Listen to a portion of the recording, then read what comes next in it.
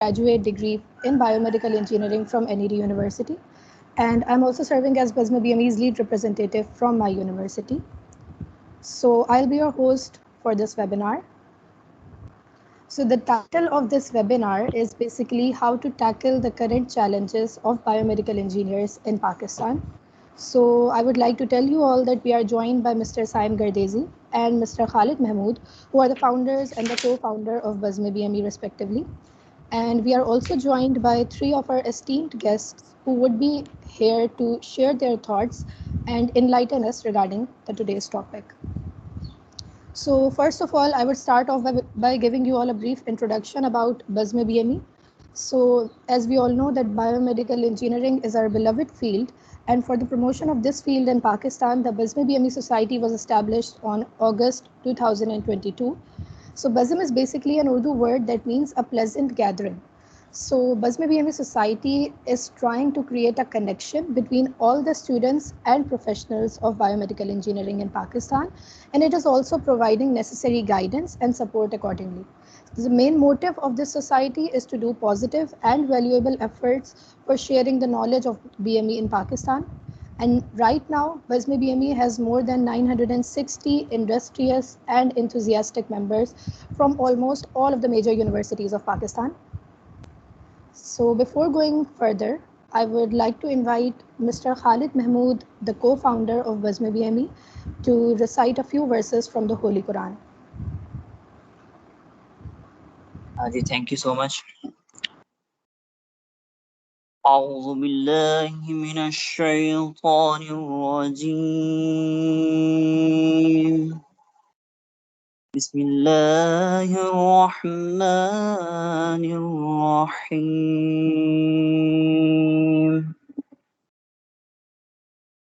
أفلا ينظرون إلى الإبل كيف خلقت وإلى السماء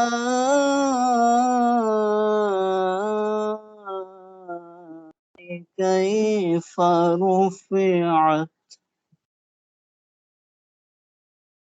وإلى الجبال كيف نصبت وإلى الأرض كيف سطحت صدق الله العظيم.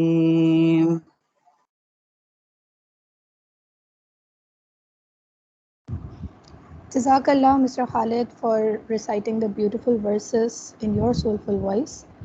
So, without any further delay, I would like to introduce our first speaker for today's webinar on balancing academia and industry, who is Mr. Engineer Mir Farooq Ali. So, Engineer Farooq is currently pursuing a PhD in information engineering at the Politecnica University, Italy. Specializing in informatics, management, and automatics engineering, he has earned a master's degree in biomedical engineering from the same university, and currently he is a research fellow there. So, Engineer Farooq also has an experience in academia and industry, and he has served as a lecturer at Hamdard University and a biomedical engineer at Hamdard University's Dental Hospital. He is a passionate entrepreneur, uniquely qualified to help the students design prototypes to product-based projects to initiate their startups, their business models, and present their ideas to potential investors. I'm very much confident that Engineer Ali's expertise and experience will be a valuable asset to this webinar, and I look forward to hearing his insights on how to balance the academics and the industry. So over to you, sir. Thank you. Thank you, Maniba. Assalamu alaikum. Thank you so much. First of all, आप सबका शुक्रिया, specially Khalid का और साइम का, कि एक तो जो आप लोगों ने ये ग्रुप बनाया BUSM BME के नाम से. I hope we will achieve very good targets with this group, और माशाल्लाह से ये ग्रुप हर रोज इंक्रीज करता जा रहा है. सेकेंडली, मैं एक बात ये भी कहना चाहूँगा कि सिंस यहाँ पे जो मेरे को स्पीकर्स हैं यहाँ पे, अब्दुल बासित अय्यूबी साहब, he was my teacher during my bachelor's studies in Hamdard University, and also Dr. Muniza. I don't know her personally, but she is a senior. तो कहने का बात ये है कि डिस्क्लेमर कि अगर कोई गलती हो जाए तो प्लीज करेक्ट करें, और स्टूडेंट है होना जिंदगी का प्रोसेस है, तो I am always a student. तो मैं प्लीज अपने एक इंसाइट्स आपको दूंगा, और मैं बहुत कोई सीनियर नहीं हूँ। मैंने 2017 में पास आउट किया था BME and then so on. So अगर मुझे इजाजत हो तो मैं अपनी स्क्रीन शेयर कर सकता हूँ? It's possible, right? Yes, I sir. can do that. Okay. Sorry. Okay. So let me see. आप लोग मेरी स्क्रीन देख सकते हैं, right? Yes, sir, it's visible. So I don't no अभी हमारे पास स्टूडेंट्स कितने इस प्रेजेंटेशन में, इस वेबिनार में, और टीचर्स कितने हैं। तो अगेन जितने भी टीचर्स हैं, विद रिस्पेक्ट टू ऑल, आप लोगों के सामने मेरा बोलना सूरज को चराग दिखाने के मुतरादिफ है। और जो स्टूडेंट्स हैं उन लोगों को मैं फिर भी बोलूँगा कि मेरी बातें कोई हतमी नहीं है, हो सकता है गलतियाँ हों। तो अगेन जो भी आपको अपने कोई कमेंट्स पेश करने हो तो आप please, you are welcome to do that. Secondly, मैं बिल्कुल कोशिश करूंगा कि मैं टेक्निकलिटी की तरफ ज़्यादा ना जाऊं, क्योंकि मेरा थोड़ा एंटरप्रेन्योरल है बैकग्राउंड, और यहाँ पे जो इटली में मैंने अब तक जो कुछ ऑब्जर्व किया, I would like to deliver as much as possible. So little bit of a profile my self, ताकि जो लोग नए हैं, जो मुझे जानते नहीं, since Khalid is my student, he knows me very well, but जो लोग नहीं जानते उनके लिए कि 2017 में हमदर्द यूनिवर्सिटी से ग्रेजुएशन करने के बाद, जैसे आपने बताया भी कि हमदर्द यूनिवर्सिटी के मेंटेनेंस डिपार्टमेंट डेंटल हॉस्पिटल के अंदर मैं एज ए मेंटेनेंस इंजीनियर लगा। But in 2013 I got enrolled, जिसमें मैं अभी भी हूँ, UniVPM में। और उस टाइम पे एक इन्होंने स्कॉलरशिप प्रोग्राम निकाला था, जिसे बोलते हैं फ्लोर स्कॉलरशिप, और वो फुली फंडेड स्कॉलरशिप थी। तो इन 2 years time I completed my masters here in biomedical engineering. It was a fully funded scholarship. मैं आपको बताऊंगा, मैं ये भी बताऊंगा कि अगर आपको स्कॉलरशिप हासिल करनी है तो how you can come to Europe, और स्पेसिफिकली टू इटली। खैर, अच्छा, ड्यूरिंग दैट मास्टर्स प्रोग्राम मैंने एक थीसिस था, जिसमें अगेन मेरा इंटरेस्ट है डिजाइनिंग एंड टेक्निक्स के ऊपर। तो सिंस बैचलर्स के दौरान भी मैंने एक डिवाइस डिजाइन की थी, उसके बारे में भी आगे थोड़ा बताएंगे। लेकिन जो 2018 था, उसके अंदर मैंने, जो मास्टर्स था उसके अंदर मैंने एक थीसिस किया जिसका नाम था contactless monitoring of breathing signal, और वो पब्लिकेशन सब कुछ हुई है। इस दौरान लाइक इन 2017 मैंने IBA को भी ज्वाइन किया था for the short period of time, और वहाँ से काफ़ी अच्छी इंफॉर्मेशन गैदर की। ऑब्वियसली हम सारे इंजीनियरिंग पढ़ते रहते हैं, तो यू शुड नो कि बिजनेस अगर आप करना चाहे तो कैसे। तो वो एक सर्टिफिकेट एंटरप्रेन्योरशिप प्रोग्राम था, वो मैंने किया। आफ्टर दैट 2020 खत्म हो गया, और उसके बाद क्या करना था, PhD पे ज्वाइनिंग देनी थी, नहीं हो पाई। तो उस दौरान मैंने, चूंकि कुछ टाइम हमारे पास फारिग था, तो एक रिसर्च असिस्टेंट के तौर पे फ्री में मटेरियल इंजीनियरिंग लेबोरेटरी में काम किया। ऑब्वियसली पास्ट पूरा engineering, and then this was new, but सीखने को मिला। और इसके बाद इस काम जो आपको ये दिख रहा है, मटेरियल इंजीनियरिंग लेबोरेटरी, ये प्रोफेसर का नेम, इनके साथ जब मैंने काम किया तो later on our work was publish in 11th impact factor journal in PNAS। Freelancer के तौर पे भी काम किया था इस दौरान, ताकि जाहिर सी बात है आपको पैसे बनाने, जहाँ से भी कोई अपॉर्चुनिटी मिले। तो एक इंडियन मेडिकल इंस्टीट्यूट है गुजरात के अंदर, और वो इमेज प्रोसेसिंग से रिलेटेड उनका प्रोजेक्ट था। वो हमें इमेजेस देते थे, and then we have to do the 3D segmentation of MRI scan. So and then during the end of 2021, I could not get any position in any PhD in Italy, so I was decided to go back, and I joined Hamdard University first as a visiting faculty, where I learned a lot, and Khalid became my student, and then I was again appointed as a permanent faculty there. But by the end of 2022, I got called from the UniVPM professor with whom I am working currently, and he offered me, since we talked a lot, and then he offered me the fellowship under his supervision, and it was again different, but it was engineering, it was robotics. So again, it was new, but learning is a process of life, so you should always be a student, you can never be a teacher. Anyways, I don't want to get boring. हम जो engineers हैं पाकिस्तान के अंदर, क्योंकि अब मैं, I will not talk about Italy, I don't want to brag about it, but yes, जो चीज़ अच्छी है वो मैं बताऊंगा।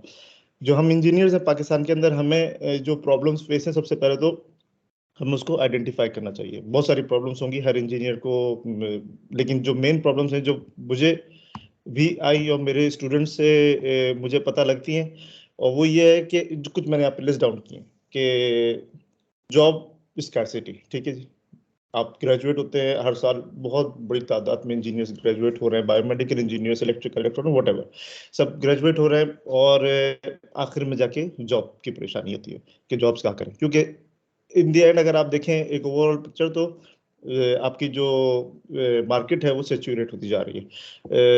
Research and development in industry almost non existent. I don't no अभी क्या सिचुएशन है, लेकिन आई गोट टू नो बिफोर के हमारे पाकिस्तान के अंदर ट्रेडिंग कंपनीज हैं जो इक्विपमेंट्स को बुलाती हैं, मैं बायोमेडिकल के रिस्पेक्ट से बात कर रहा हूँ, इक्विपमेंट्स को इंपोर्ट करती हैं and then they install, and for that they hire engineers who are graduated from the prestigious universities, and then वो engineers का काम होता है इंस्टॉलेशन, मेंटेनेंस। मैं ये नहीं कह रहा कि वो काम खराब है, नहीं, वो बहुत अच्छा काम है। जॉब अल्लाह ताला आपको जो भी दे वो आपका रिस्क है, और आपको उसको पैशनेट तरीके से करना चाहिए। बट अगर सब के सब इसी काम में लग जाएंगे, तो आप जो 4 साल या 5 साल, मेरा असल में क्वेश्चन यही है कि जो आप 4 या 5 साल जो हम यूनिवर्सिटीज में स्पेंड करते हैं, उसमें हम जो इतनी मेहनत करते हैं, एक एफआईपी बनाते हैं, एंड देन ऑब्वियसली मैं ये नहीं बोल रहा हमारे एफआईपीज बहुत खराब होते हैं, एफआईपीज बहुत अच्छे होते हैं, बहुत अच्छे होते हैं, बहुत टेक्निकलिटीज वाले होते हैं, but in the end what you are doing, so you know, you can understand what I am trying to say. आप एक्सपीरियंस लें, इंडस्ट्री में जाएं, but you are an engineer, you have to produce at least few things. You should not be relying on current sources and scenarios. You should at least provide something. Again अगर हम बात करते हैं problems की, मैं और डिटेल में नहीं जा सकता, but we are all in Pakistan, we know what's the situation are going on. मैं इटली में हूँ, लेकिन ऑब्वियसली मेरी family, everyone are in Pakistan. मैं किसी को डिमोटिवेट नहीं करना चाहता, क्योंकि डिमोटिवेशन इस्लामी तरीका नहीं है। और क्या कहते हैं, अगेन अल्लाह ताला ने बोला, अल्लाह ताला ने कुरान में फरमाया कि आपने ना उम्मीदी तो कुफर है, ना उम्मीदी नहीं होनी चाहिए। तो अब हमें क्या करना है, मतलब कुछ तो करना पड़ेगा ना। क्या लाइक हम हर रोज पाकिस्तान को बुरा करते रहे, पॉलिटिशियंस को बुरा कहें, सिस्टम को बुरा कहते हैं, लेकिन व्हाट शुड वी डू? तो इसमें हर किसी को अपना अपना रोल प्ले करना है। वही मैं कोशिश करूंगा कि इस प्रेजेंटेशन के थ्रू बताऊं कि हमें क्या रोल प्ले करना चाहिए। Universities and industries are not on the same page, ये मैंने एक्सपीरियंस किया। आई डोंट नो अभी क्या सिचुएशन है, हो सकता है हो, बट एट मेजॉरिटी केसेस नहीं पता। यूनिवर्सिटीज जो है वो नॉर्मली हॉस्पिटल से कांटेक्ट करती हैं अपने बच्चों को इंडस्ट्री में इंटर्नशिप के लिए, जैसे कि मैंने भी किया। मेरे स्टूडेंट, मैंने मेरे थ्रू कुछ स्टूडेंट्स ने हॉस्पिटल में इंटर्नशिप की, जो कि मैं कर सकता था। But at a higher level क्या यूनिवर्सिटीज और इंडस्ट्री सेम पेज पर है? इसकी सिर्फ एग्जांपल ये है कि इटली के अंदर जो मैंने मास्टर्स किया, या जो मैं अभी प्रोजेक्ट पे काम कर रहा हूँ, या जो मैं आने वाले पीएचडी में करने वाला हूँ, वो तमाम के तमाम इंडस्ट्रियल प्रोजेक्ट्स हैं, इंडस्ट्रियल लिंक्ड है। ठीक है जी, और इंडस्ट्री के लोग आके हमें बताते हैं कि व्हाट वी शुड डू और what they want us to perform. So this is not happening in Pakistan. आपका मास्टर्स, आपका जो पीएचडी है, व्हाटएवर यू आर डूइंग, वो प्रॉब्लमेटिक है। And then business model for biomedical equipment is mostly trading. ये एक आपका है, फैक्ट है। खैर, excuse me, okay, wait a minute, sorry, suggestions upper level पे। ठीक है, अपर लेवल से मुराद जो स्टूडेंट ऑडियंस हमारे पास है, मैं उसके लिए सजेशन एग्जैक्टली नहीं है, ये उनके लिए जो हमारे सीनियर्स हैं, मेरे सीनियर्स हैं, मेरे टीचर्स हैं, यूनिवर्सिटी लेवल के लोग हैं, इंडस्ट्री के जायंट्स बैठे हुए हैं, उनके लिए मैं कुछ छोटी सी सजेशन जो कि मेरी ऑब्जर्वेशंस हैं वो मैं शेयर करना चाह रहा हूँ। हो सकता है कि गलत हो सकता है कि उसमें आप काम कर रहे हो, लेकिन अगर काम कर रहे हैं तो उस लेवल पे शायद नहीं काम कर रहे हो, और अगर गलत है तो प्लीज मुझे करेक्ट करें, और अगर इसमें से कुछ चीज समझ में आती है तो प्लीज उसको ऑप्ट करें, and then we have to do something. University management should sign MoUs with existing BM giants जो कि पाकिस्तान के अंदर है। कहने का मकसद ये है कि एमओयू से मुराद जो मैं कह रहा हूँ वो ये कि आपके जो यूनिवर्सिटी के जो हाई लेवल के लोग हैं, उनको चाहिए कि वो इंडस्ट्रियल जायंट्स को अपने पास इनवाइट करें, अपने प्रोजेक्ट्स को शोकेस कराएं। यकीन करिए, मैं फिर ब्रैग नहीं करना चाहता, लेकिन what I did during my bachelors, It got second position in all over Pakistan. ठीक है जी, मैं अभी प्रोजेक्ट का टाइटल बताने में I don't want to get into the details. Again, वहां पे यही बात थी कि इस प्रोजेक्ट को, प्रोटोटाइप को प्रोडक्ट में कैसे कन्वर्ट करना है, एक बिजनेस मॉडल तक प्रिपेयर किया मैंने वो बिजनेस मॉडल प्रेजेंट भी किया. But in the end, since I did not have sufficient knowledge how to get into the market, how to get the investors' attention, and how to get our prototype certified, वो आज का है मुझे नहीं पता. ठीक है जी, आज मैं भी जॉब कर रहा हूँ, आज मैं भी trying to get into the field basically. ठीक है जी. तो बीएम जायंट्स को यूनिवर्सिटी लेवल पे हायर मैनेजमेंट से बुलाए और उनको इनकरेज करें कि आप हमारे बच्चों की प्रोजेक्ट्स पे इन्वेस्ट करें जो एफआईपीज है, और उनको आप इंसेंटिवाइज करें, जो कि यहाँ पे मैंने लिखा है कि बीएम कंपनीज को एक लीप ऑफ फेथ लेना पड़ेगा, मतलब एक थोड़ा सा जंप करें. और क्योंकि जाहिर सी बात है पाकिस्तान की जो मार्केट है वो बहुत ज़्यादा अनसर्टेनिटी वाली है, लेकिन आप थोड़ा सा करें और अपने प्रोडक्ट्स को पाकिस्तान का डेवलप कराएं instead of everything getting imported from the outside country. That is also not helping the nation. But आप अपने प्रोडक्ट्स को करेंगे तो आपको फायदा ज्यादा मिलेगा. Main important thing, universities should incorporate more business, entrepreneurship, marketing, financing courses in their curriculums. I think this is very important क्योंकि आप जब 4 साल की स्टडीज करते हैं आपके पास टेक्निकल नॉलेज बहुत ज्यादा होती है. आपके पास होता है, आपके पास एंटरप्रेन्योरशिप का कोर्स है मेरे ख्याल से, आजकल करिकुलम में होता है, हमदर्द में भी है, एंड देन अदर्स. बट हम इनको इम्पोर्टेंस नहीं देते इन कोर्सेज को. इसको जो पढ़ाने वाले टीचर्स होते हैं, सब इज्जत है, सब इज्जत माप है मेरे लिए. ठीक है. बट इन द एंड वो सब टेक्निकल बैकग्राउंड से होते हैं.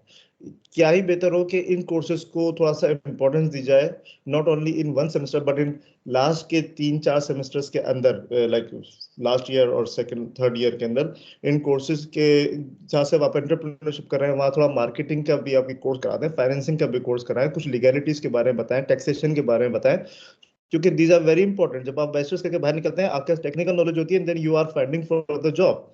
आप अपना बिजनेस कैसे खड़े करेंगे उसके लिए आपको फिर एक अलग तरीके से पढ़ना पड़ता है. ये बहुत इंपॉर्टेंट है. आप स्टूडेंट्स को सिर्फ एंटरप्रेन्योरशिप नहीं आता बल्कि इन कोर्सेज को थोड़ा इंपॉर्टेंस दीजिए कि ये रियल लाइफ है, प्रैक्टिकलिटीज हैं. ओके, सो आई होप कि मैं अभी तक तो बोर नहीं हुआ कर रहा होगा. सॉरी. ओके, स्टूडेंट्स के लिए बहुत सारे सजेशन हैं. Excuse me. सॉरी. खैर, आप लोग जो स्टूडेंट्स हैं ना, वो जो अपना एफआईपी चूज कर रहे हैं उसके लिए मैं आगे बताऊंगा कि कैसे करना चाहिए, लेकिन आप अपने एफआईपी को थोड़ा वाइजली प्लीज चूज करें. और मैं ये नहीं बोलता कि हर एफआईपी बहुत ज्यादा लो वर्दी रैंक है या हाई वर्दी रैंक है. सब तमाम एफआईपी में आप लोग की जो एफर्ट्स होती हैं, हम सब के एफर्ट्स, मतलब मैं भी स्टूडेंट ही प्रोसेस से गुजरा हूँ, कमेंडेबल होती है. आप लोग बहुत मेहनत करते हैं, आप पूरे साल 1.5 साल जो आपका होता है उसमें करते हैं, आप अपनी रिपोर्ट्स बनाते हैं, प्लेजरिज्म चेक करते हैं, एक प्रोडक्ट तैयार करते हैं, प्रोटोटाइप बनाते हैं. Please try to search the problem of the society that is being faced and then you are a biomedical engineer. आप अपना एफआईपी बनाए, लेकिन उसमें कुछ पॉइंट्स को मद्देनजर रखें, इकोनॉमिकली और सस्टेनेबिलिटी. ठीक है जी. And then obviously user friendly. ये 3 चीजें रखें एंड देन आप सोचें कि आपका जो मार्केट है वो क्या है जिसके लिए आप बना रहे हैं. आप अपने से एफआईपी को अपना प्रोजेक्ट समझ के काम ना करें, ये समझ के काम करें कि एक अपॉर्चुनिटी है. अगर आपने इसको प्रोटोटाइप को आपने सक्सेसफुली डिजाइन कर लिया तो क्या पॉसिबिलिटी है कि क्या आप इसको एक कंपनी के तौर पे कमर्शियली लॉन्च कर सकें. एफआईपी चूज करने के लिए आइडेंटिफाई द प्रॉब्लम, क्या प्रॉब्लम फेस हो रही है ये, एंड देन उसके सस्टेनेबल सॉल्यूशंस, एंड देन जो आपका एफआईपी है वो आपका प्रोडक्ट है, उसमें आप फुल एंथुसियाज्म से काम करें. लेकिन सबसे इंपॉर्टेंट चीज मैंने यहाँ पे लिखी, collaborate and follow entrepreneurial approach. देखिए, हम सब पिछले बहुत डिफरेंट बैकग्राउंड से आते हैं. हो सकता है कि बहुत ज्यादा कोई स्ट्रॉन्ग बैकग्राउंड से आए, हो सकता है कोई आपका नॉर्मल बैकग्राउंड से आए. मैं किसी को पॉइंट आउट नहीं करना चाहता, लेकिन एंटरप्रेन्योरियल अप्रोच वो होती है कि आपका कुछ भी नहीं है, then you start your business from the scratch. ठीक है जी. And for that reason, that's why I suggested the university people के they should incorporate more marketing, business and entrepreneurial courses just to ignite the torch in the students that how they can become entrepreneurs. सारे startups आप दुनिया में देख लें, वो entrepreneur process start हुए जो बड़े like Google, Facebook, whatever, and I don't want to get into that details again. Khair, this was an example I wanted to show, but not only example, I wanted all the students who are obviously in their final years or working on their FIPs or going to choose their FIPs basically. Just like this is what I learned. मैंने क्या PhD summer school किया अभी पिछले कुछ दिनों में, तो उसमें ये हमें कोर्स कराया गया और उसके अंदर ये एक एम्पैथी मैप कैनवस है जिसमें बीच के अंदर आपका जो टारगेट कस्टमर है ये वो है, और उसके बाद जो है क्या कहते हैं आपने अपने points, this is a brain storming basically. जब आप एफएफपी करने के जा रहे हैं तो आपने क्या लाइक सिर्फ for an example I just wanted to give कि अभी हमने यहाँ पे जो बिजनेस मॉडल प्रेजेंट किया, मजे की बात है कि वो बिजनेस मॉडल मैंने वही प्रेजेंट किया जो आज से 6 साल पहले मेरा एफआईपी था, और मैंने यहाँ इटली में प्रेजेंट किया है PhD समर स्कूल के अंदर, and it was already getting offers for the funding. So you see how you should be clear what you are offering. So मेरे टाइम पे ये चीज नहीं थी, लेकिन that's very useful. That's why I am saying कि you should always think of you should always use this kind of things, जिसमें आपने चेक करना है कि आपका जो कस्टमर क्या है, उसके साथ आप who are we empathizing with. You should know your customer segment, then what do they need to do, what do they see, obviously what do they say, what do they do, what do they hear, and then pains and gains, and what then you are offering to them is very important. अगर किसी को इसके बारे में detail बात करनी है तो I will share my LinkedIn profile also, आप बात कर सकते हैं मुझसे. कुछ यहाँ पे टर्म्स लिखी है मैंने कि identify your bird in hands. These are terminologies basically related to entrepreneurial approach. मैं थोड़ा सा एक्सप्लेन कर दूं. बर्ड इन हैंड्स जब आप फाइनल ईयर में होते हैं अपने, जब मैं फाइनल ईयर में था तो मैंने ये IBSc कोर्स स्टार्ट किया था उस टाइम पे, and then I find out bird in hands वो चीजें हैं जो आपके हाथ के अंदर है, आपके फ्रेंड्स हैं, आपके फैमिलीज हैं, आपकी रिसोर्सेज हैं जो इजीली आपके पास अवेलेबल हैं. How you can use them, ठीक है. And then figure out your affordable losses, क्योंकि जब आप बिजनेस स्टार्ट करेंगे तो यू शुड नो कि रिस्क होते हैं, कितना ज्यादा आप लॉस को अफोर्ड कर सकते हैं. दैट इज वेरी इंपॉर्टेंट, ठीक है. मैं एफआईपी के बाद की बात कर रहा हूँ. आपने एफआईपी हो गया, आप ग्रेजुएट हो चुके हैं, लेकिन ये सब काम आपने पहले से स्टार्ट करना है. आपका एफआईपी प्रोटोटाइप बन चुका है, आपका एफआईपी जो है कहते हैं आप उसको प्रोडक्ट बना सकते हैं. आपने उसके लिए डॉक्यूमेंटेशन कर ली, अपनी रिपोर्ट बना दी, सब कुछ कर दिया, टेस्टिंग करनी है आपने. इस दौरान आपने ये सब चीजों को भी सोचना है. That's what I want. And then always keep in mind the clients consideration, ठीक है जी. सो एक चीज होती है यूजर एंड एक चीज होती है क्लाइंट. आई डोंट नो अगर आप लोग इस वक्त मेरी बात का आंसर करें कि यूजर एंड क्लाइंट में क्या डिफरेंस है. इज इट पॉसिबल कि जो यूजर है वो आपका क्लाइंट भी हो, या it's not possible. I don't know if you want to express something in this regard.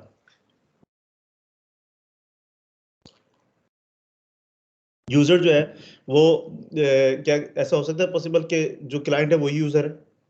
In most cases हो सकता है, जैसे कि आपने कोई फोन खरीदा, वो आप उस कंपनी के क्लाइंट बन गए, and then also you are an user. कोई ऐसी एग्जांपल अगर आप दे सकें कि जिसमें आप क्लाइंट तो हैं but you are not the user of that product. Is it possible? It's like for example you have designed a biomedical equipment, ठीक है, and then अब आपका जो क्लाइंट होगा इट्स नॉट रियली नेसेसरी कि वही उस इक्विपमेंट का यूजर हो. I hope you are understanding. इसकी एग्जांपल मैंने अगले ये आप इसको देख सकते हैं कि क्लाइंट्स आप देखिए, ठीक है, and then user is a kid and what is he saying, ठीक है. So you should always keep in consideration that what are your users and what are your clients. For example,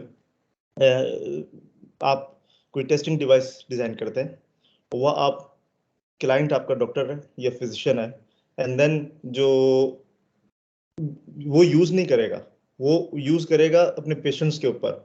so you also keep in mind the needs of the patients, the easiness, the sustainability of the patient, and also user. So these are two important terms you should always keep in mind.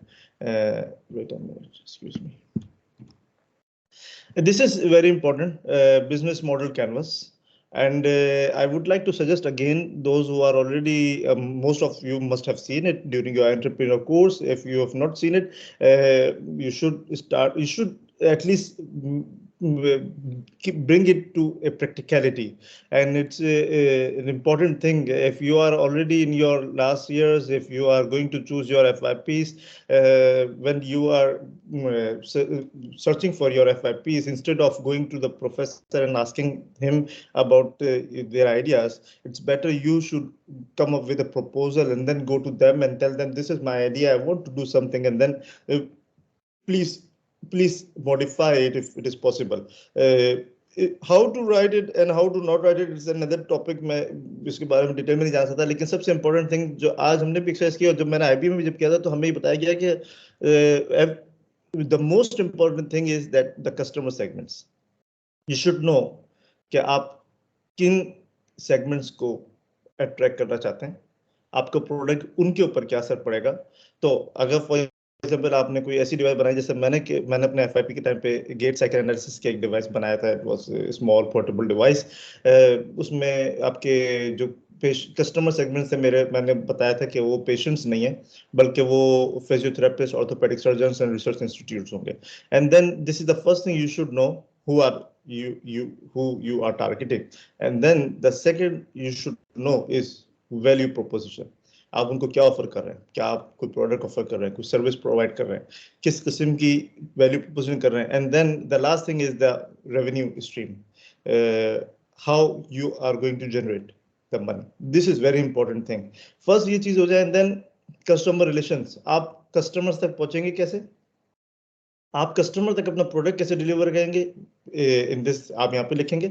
And then आपकी की activities, की resources क्या है, आपके पास अभी क्या क्या चीज़ है, आपके पास स्किल्स है, आपके पास टेक्निकलिटीज हैं, आपने एक प्रोडक्ट डिजाइन किया हुआ है, और की पार्टनर्स जो आपके साथ पार्टनर्स होंगे, जिसके उनके रोल्स आपने डिफाइन करने हैं. And then cost structure, initial capital जिसे बोलते हैं, इन्वेस्टमेंट किया करना.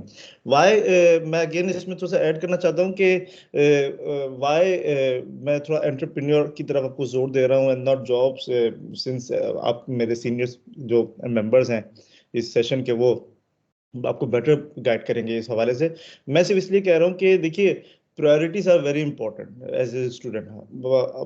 मैं जब फारिग हुआ तो मेरे पास कुछ चांस था एंटरप्रेन्योरशिप करने का, and then I even started. But then obviously risk होता है, और फिर चेंज हो गई चीज़ें, शादी हो गई, एंड देन प्रायोरिटीज चेंज हो गई, तो मुझे उसको रोकना पड़ा. लेकिन आइडिया अभी भी जहन के अंदर है, and still I have a dream to pursue my business career, and इंशाल्लाह time when the time comes I will do it. देखिए, एज ए मुसलमान, हम सब मुसलमान हैं. सूरत तलाक आप सबको पता है, 28वें से पारे के अंदर है. उसमें अल्लाह ताला फरमाते हैं, वमन यत्तक़िल्लाह यजअल लहू मखरजा. अल्लाह से डरिए, अल्लाह से, वमन यत्तक़िल्लाह, अल्लाह से डरिए, यजअल लहू मखरजा, अल्लाह ताला आपको मुश्किलात से निकाल देंगे.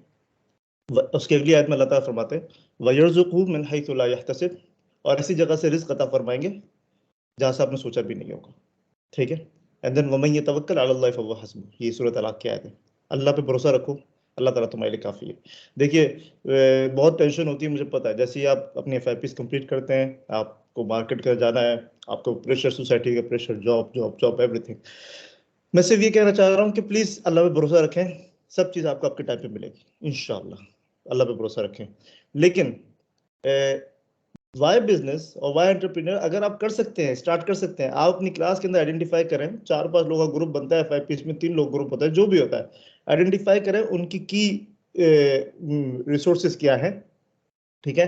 और कोई आप में प्रोग्रामिंग में बहुत अच्छा है, कोई हार्डवेयर में बहुत अच्छा है, कोई राइटिंग में बहुत अच्छा है, किसी के पास पैसा बहुत है, फॉर एग्जांपल होते हैं क्लासेस के अंदर, होते हैं, कोई स्ट्रॉन्ग बैकग्राउंड से आता है. प्लीज कोलैबोरेट करें. Communication is very important, and come up with an idea that basically providing the solution to the society. और हमारी सोसाइटी क्या है, पाकिस्तान है. पाकिस्तान के साथ क्या है, सबसे जो दुख की बात मुझे लगती है कि हमारे पास इतनी पोटेंशियल है, इतना पोटेंशियल है हमारे यूनिवर्सिटी स्टूडेंट्स के अंदर, बट इन द एंड हमारे प्रोजेक्ट्स कहाँ जाते हैं सबको पता है. जो हमारे सीनियर्स बैठे हुए हैं उनको भी पता है, और जो हमारे जूनियर्स हैं, मैं उनको डिमोटिवेट नहीं करना चाह रहा. मैं चाह रहा हूँ सिर्फ ये कि आपको एक चीज, और सेकंड बात ये है कि जब आप बिजनेस स्टार्ट करते हैं तो आप जरिया बनते हैं जॉब्स प्रोवाइड करने का. ठीक है. आज की आप कंपनी छोटी होगी, आप 5 लोग होंगे, कल को 2 साल के बाद कंपनी बड़ी हो सकती है, आप अपने साथ लोगों को हायर कर सकते हैं, आप ज्वाइन कर सकते हैं, आप R&D डिपार्टमेंट स्टार्ट कर सकते हैं. जब आप जरिया बनते हैं, तो अल्लाह ताला जब अल्लाह ताला आपको किसी को रोजगार देने का जरिया बनाते हैं, रिस्क देने का जरिया बनाते हैं, तो यकीन करिए इसमें बहुत बरकत होती है। Instead of asking the job, वो प्रायोरिटी रखिए। Job is very important, learning होती है, ठीक है, इंटर्नशिप करते हैं, लर्निंग होती है, जॉब करते हैं, कॉर्पोरेट कल्चर समझ में आता है। बट अगर कोई पॉसिबिलिटी है, अगर अभी भी आप यूनिवर्सिटी के लेवल पर हैं और आपके पास है ऐसे कुछ दोस्त, जैसे कि मेरे साथ मेरे कुछ फ्रेंड्स हैं और अभी तक हम इन टच हैं, ऑल्दो कि अभी हमने प्रैक्टिकल स्टार्ट नहीं किया क्योंकि हमारी अपनी अपनी प्रायोरिटीज हैं और हम कहीं ना कहीं लैग कर रहे हैं। लाइक मैं अभी इस वक्त इटली में हूँ, मेरे फ्रेंड कहीं कहीं है। बट अगर कोई अपॉर्चुनिटी मिलती है, प्लीज उसको जो है कि ग्रैब करें, घबराए नहीं। अफोर्डेबल लॉस अपने पास रखें कि आप कितना लॉस कर सकते हैं, कितना आप पैसा कर सकते हैं। यकीन करिए पाकिस्तान के अंदर इन्वेस्टर्स मौजूद हैं जो आपके साथ इन्वेस्टिंग करने के तैयार हैं। खैर ज्यादा हो जाएगा। इसी जो कैनवस है उसको डिटेल में अगर एक्सप्लेन किया जाए कि कस्टमर सेगमेंट्स है, then customer relationships with from the how you are going to connect with your customers, and then how you are basically reaching to your customers, the revenue streams, and then the cost structure. So these are very important. Please try to practice, come up with an idea. And then this is also, I wanted to share technology TRL scale, okay? Technology readiness level. Most of you, जो आप लोग again जो FIP selection के process के starting में है, या जो मिड में है, या जो एंडिंग में है, हम सब TRL 7 तक तो पहुंचते होंगे, सॉरी TRL 7 तक पहुंचते होंगे, जिसके अंदर हम सिस्टम की prototype demonstration in an operation environment करते हैं। ये आपके मेरे ख्याल से FIP का फाइनल होता है।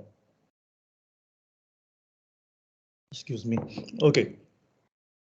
हम TRL 8 एंड TRL 9 इस तक नहीं पहुंचते, क्योंकि जैसे ही आप FIP का फाइनल करते हैं, आप वहां से यूनिवर्सिटी निकलते हैं, देन जॉब्स तलाश करते हैं। इस जगह पे मैं अगेन रिक्वेस्ट करूंगा हमारे सीनियर से, जो यूनिवर्सिटी के हायर मैनेजमेंट अथॉरिटीज हैं, हमारे टेक जाइंट्स हैं, बायोमेडिकल ट्रेडिंग की कंपनीज हैं बड़ी बड़ी, या वो सीनियर जो इस वक्त बायोमेडिकल कंपनी है, ये कि इनके पास पैसा है, कैपिटल है, इन्वेस्ट कर सकते हैं, प्लीज डरे नहीं।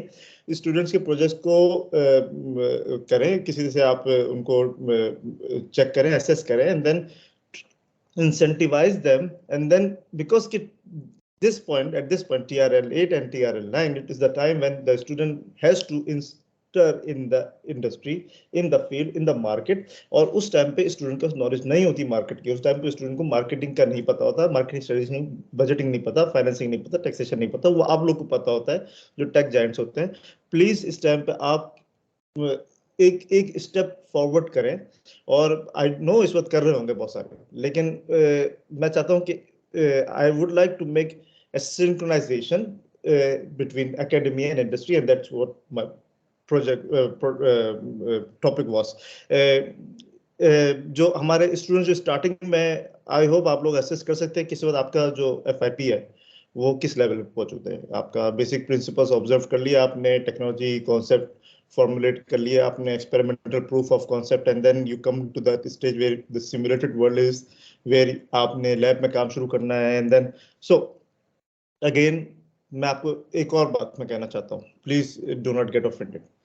Choose that project that is more, that can be made into product instead of the research project, because आप बैचलर्स लेवल के हैं, आप प्लीज इस टाइम पे वो काम करें जिसको आप यूज करके बिजनेस कर सकते हैं, इंस्टेड ऑफ लाइक आप करिए, आप रिसर्च प्रोजेक्ट भी करिए, आप पब्लिकेशन भी जाइए, आप रिसर्च की तरफ भी जाइए। मैं भी रिसर्च की तरफ जा रहा हूँ किसी वजह से, लेकिन कुछ सीखने को मिल रहा है इसलिए जा रहे हैं, लेकिन majority of the students, they mostly go for the research projects because you know, but in the end अगर आप प्रोडक्ट ऐसा प्रोजेक्ट चूज करें जिसको आप प्रोडक्ट फॉर्मुलेट कर सकें by the end of your time, it would be more accomplishment, and that's what the Pakistani society really needs. Some useful links I wanted to share, and that's very important. अगर आप लोग already, excuse me, अगर आप लोग already जो है क्या कहते हैं अपने FIP के फाइनल पोजीशंस में, and you wanted to try your fate in Europe, most welcome. आपको कोई भी किसी किस्म की भी कुछ भी क्वेश्चंस करने हो, दिस इज समथिंग मारी क्यूरी, ओके। आप एक गूगल पे लिखें, और इनके पास बहुत सारे ऑप्शंस होते हैं, आपके इनके पास फंडिंग्स होती हैं, आप आइडिया लेकर आए इनके पास, और this is also a way to get into Europe. Like usually students find admission, and then they want to get into the field. But those जिन्होंने मास्टर्स कर लिया या मास्टर्स की तरफ आना चाहते हैं, यहाँ पे आप देख रहे हैं फंडिंग है, जॉब्स की अपॉर्चुनिटीज होती हैं, then it's not only in Italy but it's overall Europe, जहाँ पे ये यूरोपियन कमीशन के थ्रू काम हो रहा है. Again, मैंने सिर्फ कल रात में बैठ के सर्च करा था, ये प्रेजेंटेशन रात में बनाई है. तो अगर आप इसमें जॉब्स में जाएं, जॉब्स एंड फंडिंग में, तो आप ये देख सकते हैं यहाँ पे search for job, there are 9543 jobs not only related to biomedical engineering. But मैं यहाँ पे अगेन थोड़ा सा ब्रैग करूंगा इटली के हवाले से कि एज ए होल इटली यहाँ पे इन्होंने अपनी एक प्रॉब्लम को तलाश कर लिया, और वो ये है कि यहाँ पे इनके पास बूढ़े लोग ज्यादा होते जा रहे हैं. और जब बूढ़े लोग ज्यादा हो रहे हैं तो एक प्रॉब्लम ये आ रही है कि बूढ़े लोगों को देखभाल करने के लिए कोई नहीं मिल रहा. तो एम्बिएंट असिस्टेड लिविंग का एक टॉपिक स्टार्ट किया है इन्होंने, जिसमें हर वो टेक्नोलॉजी डिजाइन की जा रही है जो बुजुर्गों की, जो घरों के अंदर बैठे हुए फ्रेलिटी पीपल, फ्रेल जो है, कमजोर हैं, वीक हैं, उनकी हेल्प कर सके. सो पाकिस्तान के अंदर एक तो again seniors please come up with the solution कि हमारे पास एक ओवरऑल मेजोरिटी प्रॉब्लम क्या है. हमारा एक सबसे बड़ा जो ताकत है वो ये है कि हमारे पास यंगस्टर्स सबसे ज्यादा है. इटली में, यूरोप में नहीं है. इटली में एक बहुत बड़ी population is living who is more than the age of 70 years, 80 years, 85 years are there, and youngsters कम है. बीच के लोग जो है तो जॉब्स में बिजी हैं.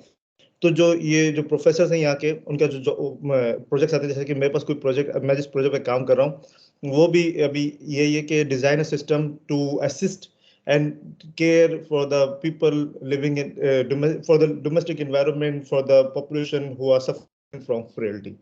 So मतलब इनका एक broader problem है, and then there are people working under that problem, and then उसमें industries and academia collaborate कर रहे हैं. If we can somehow get into this, it would be nice. For the masters for the students who just completed their masters, agar if you want to find position in Italian institute or somewhere, ये link बहुत important है. ये Italian है, it's not European. Ministry का link है इनका bandi.miur.it, and इसमें again वो स्टूडेंट्स जो मास्टर्स के लिए सीख करना चाहते हैं, मुझे उनकी ज्यादा पता नहीं, लेकिन they reach to me, I can tell them how. इसके अंदर आपको ये लिखा बांदी प्रदोतोराती, बांदी मतलब कॉल्स होता है, इटालियन के अंदर लिखा हुआ है ये calls for the doctorate, PhD की, ये कॉल्स फॉर द टेक्नोलॉजिस्ट. अगर आप कोई टेक्नीशियन है या इसमें आप सर्च करेंगे, जो भी कॉल्स ओपन होती हैं, चिर का मतलब सर्च, आप इसमें सर्च करें, and then you will get to know कौन सी यूनिवर्सिटी कितने साल के प्रोजेक्ट के लिए आपको ऑफर करिए.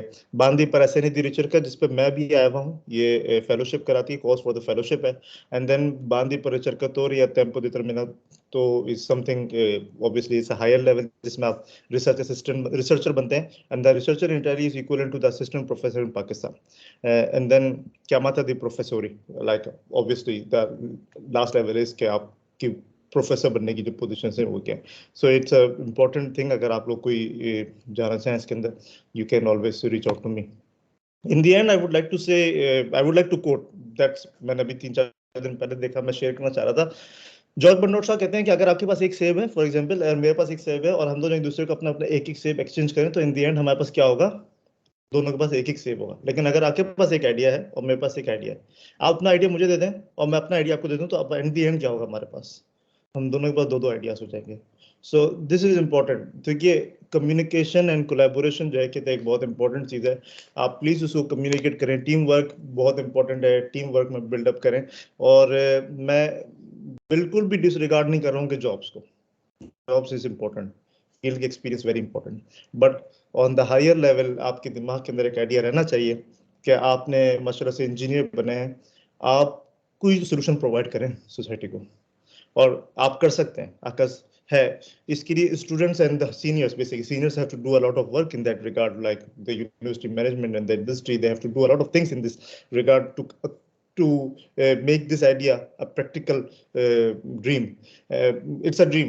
They have to make this idea a practical reality. But students, आपने अपने एंड पे कम से कम इतना करिए कि जो आपके FIPs हैं उनके प्रोटोटाइप्स को एटलीस्ट प्रोडक्ट में कैसे कन्वर्ट करना है, you should know. And then जो मैंने ये बिजनेस मॉडल शेयर किए कैनवस का, और जो एम्पैथी कैनवस मैप है, इसको आप इंटरनेट पर सर्च करें, और नेक्स्ट टाइम जब आप अपने FIPs को सर्च करना चाहें, तो प्लीज कीप इन माइंड कि आप किन को एड्रेस कर रहे हैं, क्या प्रॉब्लम्स उनकी, और क्या सॉल्यूशंस आप ऑफर कर रहे हैं, क्या कॉस्टिंग है, क्या है, ताकि एंड द एंड आपके पास कुछ तो. अगर मैं आपके पास मैं फॉर एग्जांपल मैं इन्वेस्टर हूं, मैं बोलता हूँ मैं आपको 1000 यूरो 100,000 यूरो की इन्वेस्टमेंट है कि कल मुझसे बोला यहाँ पे जब मैं पीएचडी स्कूल कर रहा था कि योर आइडिया इज ब्रिलियंट, जो मैंने अपना बिजनेस मॉडल प्रेजेंट किया and he said okay come up with more studies like business validation, market size, and then if we find out that your idea is viable, we can invest in your idea and they can give you 150,000 euros. That's a huge funding, 150,000 euros. And just present किया है मैंने idea, सिर्फ idea दी है, मैंने कोई काम नहीं किया। अगर मैंने काम किया होता तो मैं इसको प्रैक्टिकली भी इंप्लीमेंट कर सकता हूँ, सिर्फ आइडिया दिया। और वो आइडिया भी मैंने इटली के रिस्पेक्ट से नहीं दिया, उसे मैंने बोला है कि 6 साल पहले आइडिया ये पाकिस्तान का था, इसलिए come up with an idea. Thank you so much. I would like to have some suggestions, queries, questions और जो भी आपके हैं, please आप इसको okay. Thank you so much sir. आपकी सारी इन्फॉर्मेशन इंशाल्लाह बहुत ज़्यादा वैल्यूएबल रहेगी सारे स्टूडेंट्स के लिए and we can only hope कि यंग बायोमेडिकल इंजीनियर्स आपकी इस पूरे वेबिनार से कुछ सीखें एंड आई होप कि स्टूडेंट्स इस चीज़ को अंडरस्टैंड करें कि किस तरीके से अपने FIPs को कमर्शलाइज करना ज़रूरी है, टारगेटेड कस्टमर्स का मालूम होना और सीनियर्स ये रिकॉग्नाइज करें कि कितना इम्पोर्टेंट है अकेडमी और इंडस्ट्री को साथ लेके चलना। So I hope हमारे पास ऑडियंस में यकीनन सीनियर्स होंगे। अगेन बहुत ज़्यादा रिस्पेक्ट के साथ, आई एम सॉरी अगर कोई बात मेरी गलत है, कोई कमेंट करना चाहें, कोई भी स्टूडेंट, इस learning is a process of life, मैं हमेशा स्टूडेंट हूँ, कोई भी आपको कोई कमेंट देना है कि हम ये तो कर रहे हैं, हमसे नहीं हो रहा है, जो भी है, या अपनी बात गलत डालिए, मैं I am open to any suggestion, please. And sorry मैं बीच बीच में चाय पिया था क्योंकि यहाँ पे अभी फजर की नमाज पढ़ के हम बैठे थे। So, anyone from the audience? Sorry? Anyone from the audience? If you have any questions. Sorry, one thing, मेरे ख्याल से अब्दुल बासित साहब, इंजीनियर अब्दुल बासित अयूबी साहब मौजूद हैं। तो सर अस्सलाम वालेकुम, आपसे बहुत दिन बाद बात हुई है। He was my teacher during my bachelor studies, so just a comment and regards to him. Okay. Any student wants to say anything, please?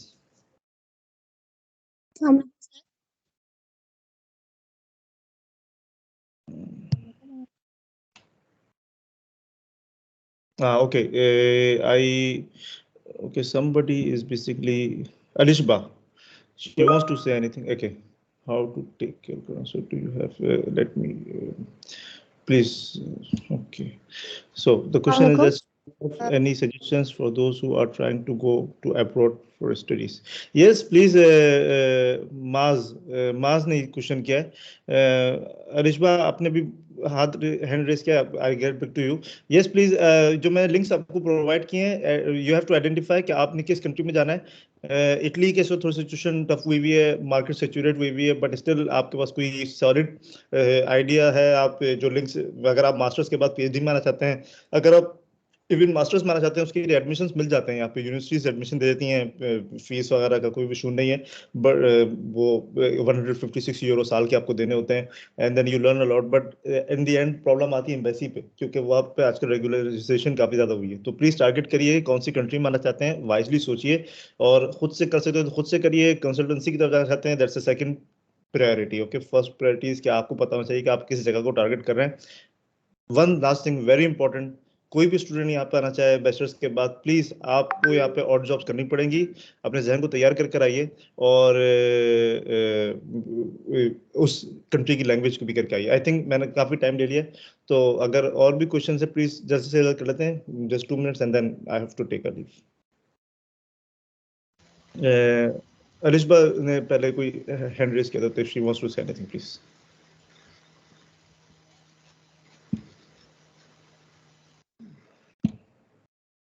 Yes. Zainab, please.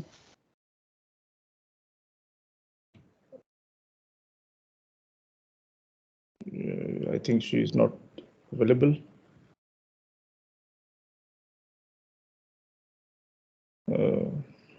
Muniba, I think, okay.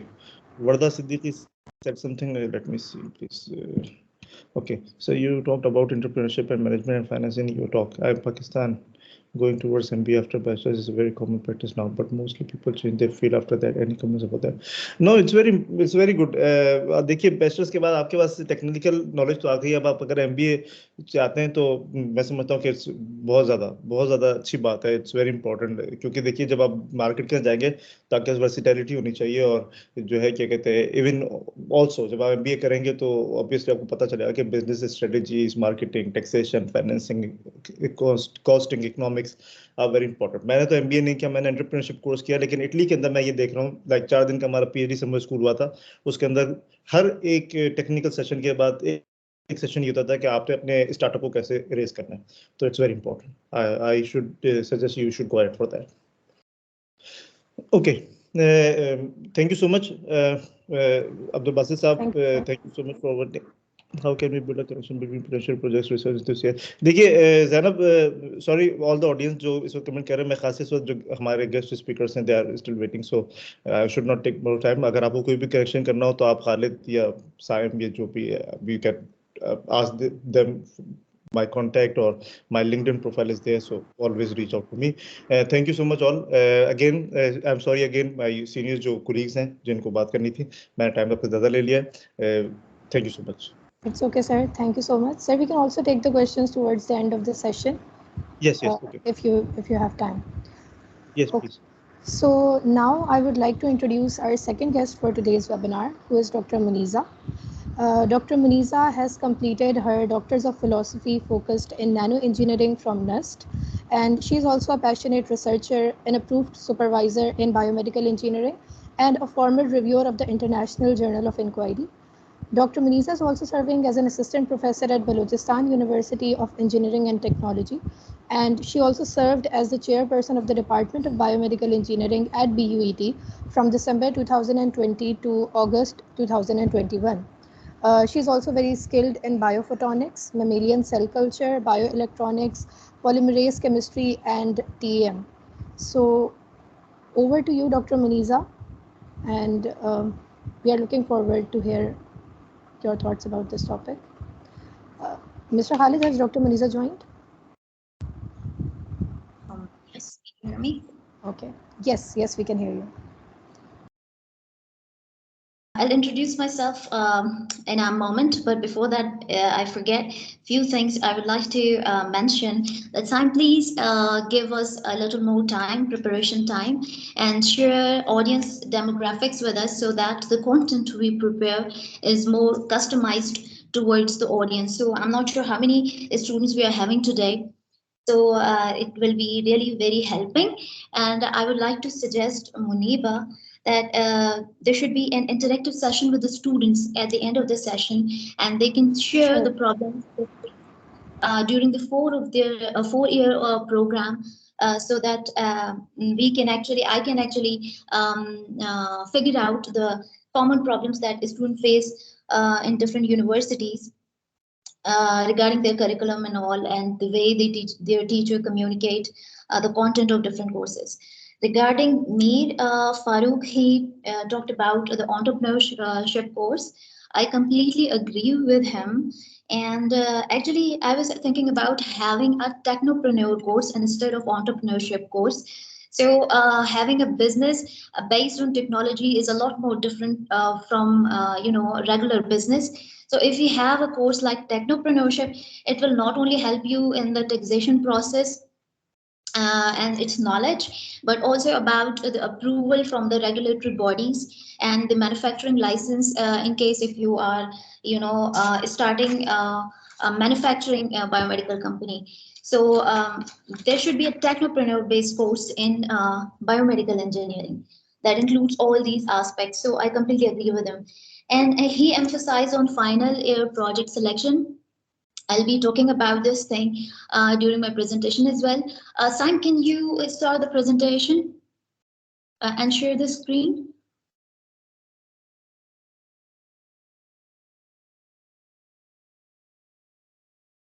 My name is Dr. Mneza, and I actually did my bachelor's, master's, and PhD in quite different fields. So it's more of very interdisciplinary, experience. So I did my bachelor's in biotechnology, and then I did my master's in biomedical and then my PhD in nanoengineering. So I'll be focusing the entire presentation of mine today about how you need to have a mindset interdisciplinary, that is more of interdisciplinary. आपने ये सोचना है कि आप जो भी चीज पढ़ रहे हो वो एक दूसरे से कनेक्टेड है, तो वो कॉन्सेप्ट्स आपके जो कनेक्टेड हैं. Creativity, my topic today is about nurturing research and innovation. तो क्रिएटिविटी तब आती है आपके अंदर जब आप जो है केपेबल होते हो डिफरेंट कॉन्सेप्ट्स को कनेक्ट कर सकते हो और उससे कोई नई चीज जो है वो बना सकते हो. तो this is really very important.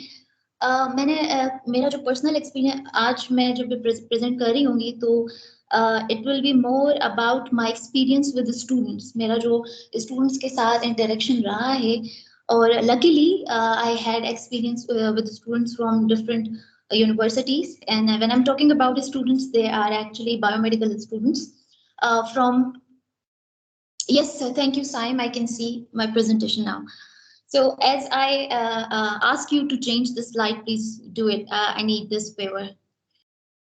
So currently I'm serving as assistant professor at biomedical engineering department, University of Engineering Technology, Hostar.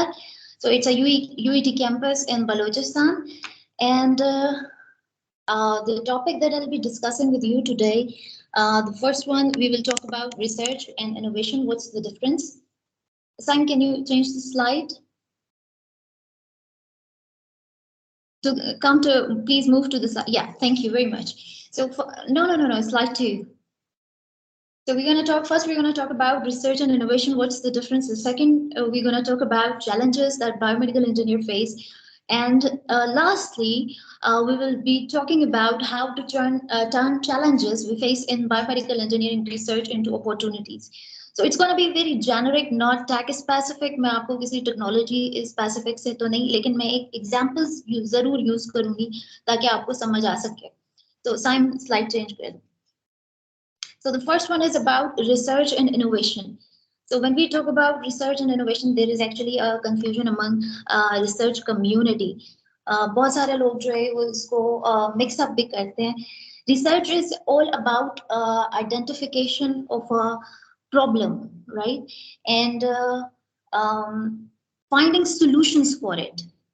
While innovation is about finding new approaches to the existing solutions. तो ये दो मुख्तलिफ चीजें हैं. एक में आप problem identify करते हैं और उसका सोल्यूशन ढूंढते हैं, और इनोवेशन ये है कि आप एग्जिस्टिंग सोल्यूशन है उसमें आप मजीद जो है वो बेहतरी की तरफ जाते हैं और उसमें ज्यादा आपके क्रिएटिव स्किल्स जो है वो कारआमद होते हैं. So can we move on to the next slide. अच्छा, this is about research. And this is more specific to biomedical. Over the years, we have seen that technology has evolved. और ये एक बात लिंक मैं करूँगी इस चीज़ से कि हमारा जो करिकुलम होता है उसमें evolution of technology from very basic concept to the advanced concepts and advanced technologies that are currently present in the market. Our academicians, unfortunately, they don't focus on it. वो आपको बेसिक फंडामेंटल प्रिंसिपल्स पढ़ा देते हैं, लेकिन आपको जो है technology कैसे इवॉल्व हो रही है वो उतना ज्यादा उनका एम्फेसिस नहीं होता. तो ये आगे मैंने एक जो चैलेंजेस जो बायोमेडिकल इंजीनियर्स को फेस होते हैं, एक उनमें से ये है कि वो इस चीज का रियलाइज नहीं कर पाते कि जो अभी एग्जिस्टिंग टेक्नोलॉजी मार्केट में है, how different it is from the basic version that they have studied during the 4 year of the program. और ये मेरी अपनी एक पर्सनल असेसमेंट थी इंटरव्यूज के दौरान, जब मैंने स्टूडेंट से जो है वो टेक्निकल क्वेश्चंस किए, तो उससे आई रियलाइज्ड कि वो वहीं पर जो 4 साल के प्रोग्राम के बाद स्टूडेंट वहीं पर स्टक कर जाते हैं जहाँ पर उनको बेसिक फंडामेंटल प्रिंसिपल पढ़ाया गया होता है. और इसकी एक एग्जांपल मैं इमेजिंग मोडालिटीज पे दे दूँ. तो एक चीज ये, और दूसरी चीज ये कि आपकी टेक्नोलॉजी इवॉल्व होती है रिसर्च से. तो रिसर्च से इस तरह से आपकी टेक्नोलॉजी इवॉल्व होती है कि जो इमेजिंग, इसकी एक मिसाल ऐसे है कि जो इमेजिंग मोडालिटीज एग्जिस्टिंग थी उनमें कोई ना कोई डेफिशिएंसीज थी, उनकी कोई ना कोई लिमिटेशंस थी, जिसकी वजह से हम मजीद नए फिजिकल प्रिंसिपल्स को इस्तेमाल करते हुए जो है वो आगे बढ़े और हमने अपनी जो है इमेजिंग मोडालिटीज को मजीद आज जो आप टेक्नोलॉजी देखते हैं सिटी MRI या पैट में, तो उसके पीछे एक इंटेंसिव रिसर्च है। तो जो engineers and they are very capable engineers, unfortunately ये जो बात मीर फारूक भी कह रहे थे, I completely agree with him, हमारे स्टूडेंट्स में प्रॉब्लम आइडेंटिफिकेशन का, रिसर्च प्रॉब्लम आइडेंटिफिकेशन का एक बड़ा जो है मैंने कमी देखी है वो ये है। और व्हेन आई से, when I point out your weakness, please do not mind it, it's a positive criticism. I am notorious about being very straight forward. मैं बड़ी इस बारे में बताऊं कि मैं बड़ा स्ट्रेट फॉरवर्ड बोल देती हूँ, लेकिन ये है कि इट्स अ पॉजिटिव। अगर आप पे कोई तनकीद करता है तो आपकी भलाई के लिए करता है, तो टेक इट पॉजिटिव। तो हमारे जो इंजीनियर्स होते हैं वो रिसर्च आइडेंटिफिकेशन, उनके अंदर जो है जो प्रॉब्लम आइडेंटिफिकेशन है, they lacking it, and the reason is, वो आगे मैंने चैलेंजेस में डाला है कि ऐसा क्यों है। आप ये भी देखें, आप ये भी एक सवाल, आप जब अपना करिकुलम पढ़ते हैं तो सोचें कि उन इंजीनियर्स का माइंडसेट जिन्होंने टेक्नोलॉजी को एडवांस बनाया, उनका क्या माइंडसेट था।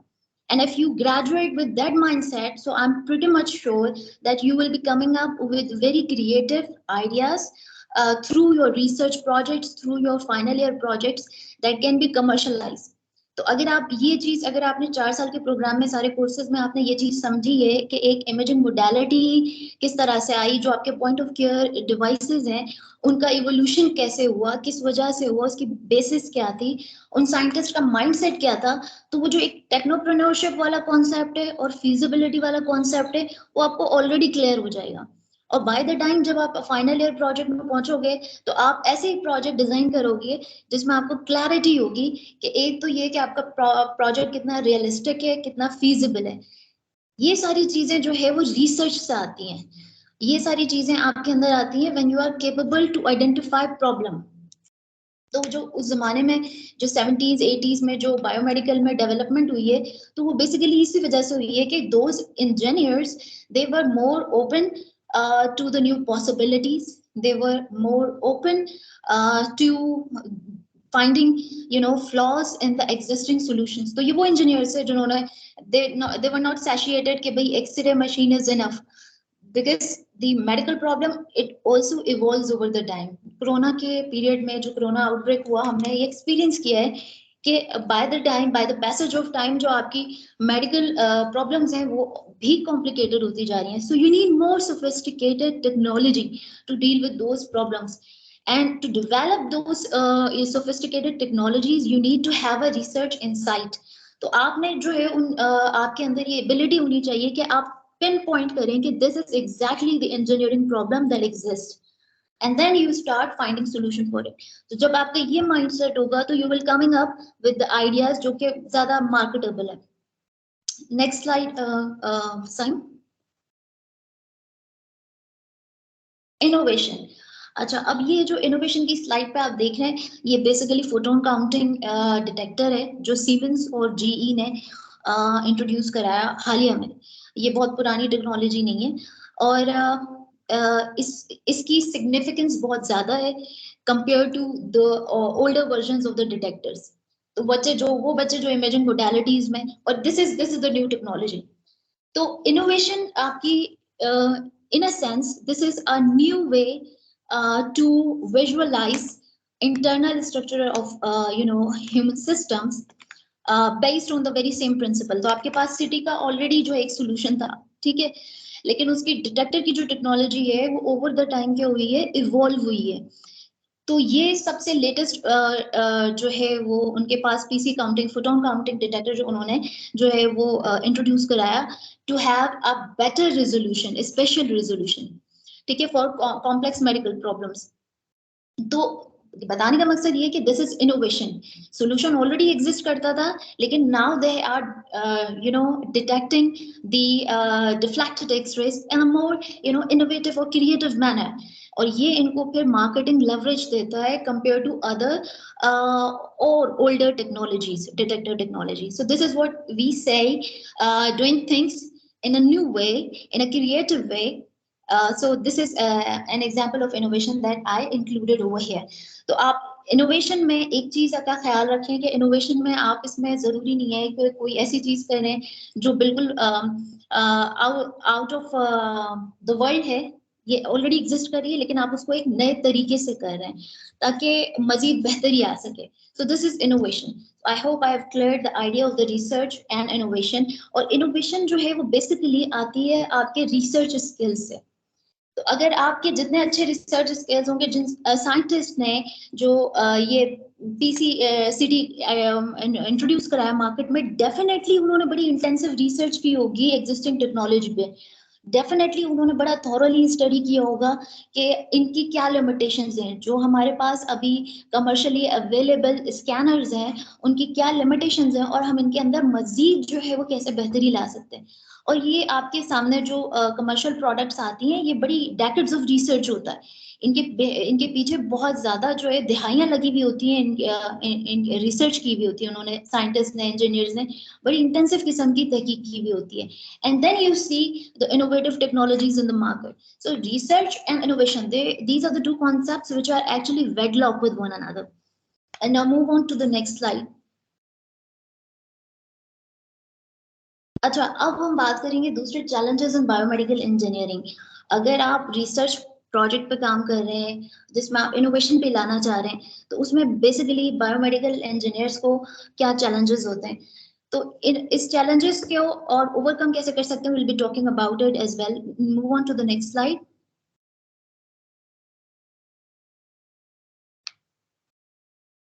And I hit the cursor, I hit the enter button, so I think it's animation. Move on to the next. So ये एक इंट्रोडक्टरी स्लाइड्स है कि जो बायोमेडिकल इंजीनियर्स को जो चैलेंजेस होते हैं. Move on to the next one.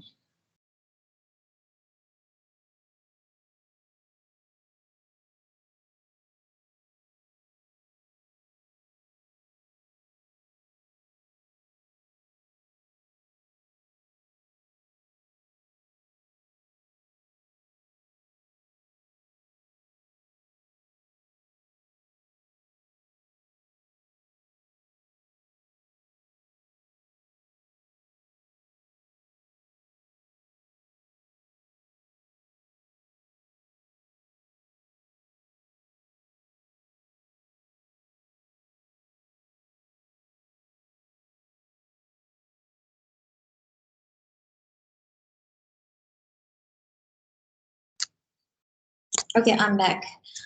Again, I'm sorry for disconnectivity. It's okay. Pardon, because we have disrupted internet connection over here. So stay with me. Okay, so let's move on to the slide where I'm saying trend follower.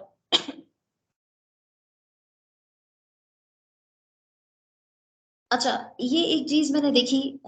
This is my personal observation, and this is one of one of the biggest problems that our engineers have. अब मैं challenge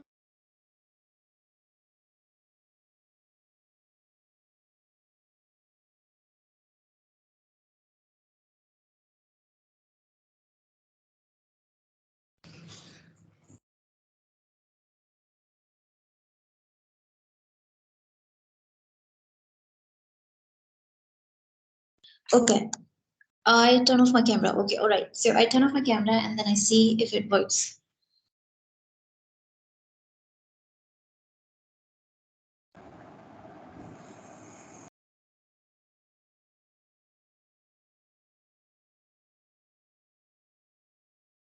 Muniba, if you face any problem, you can actually. अगर आपको कोई problem हो रहा हो तो आप मुझे इंटरप्ट भी कर सकते हैं, ठीक है, during the presentation. You are audible right now. It's okay.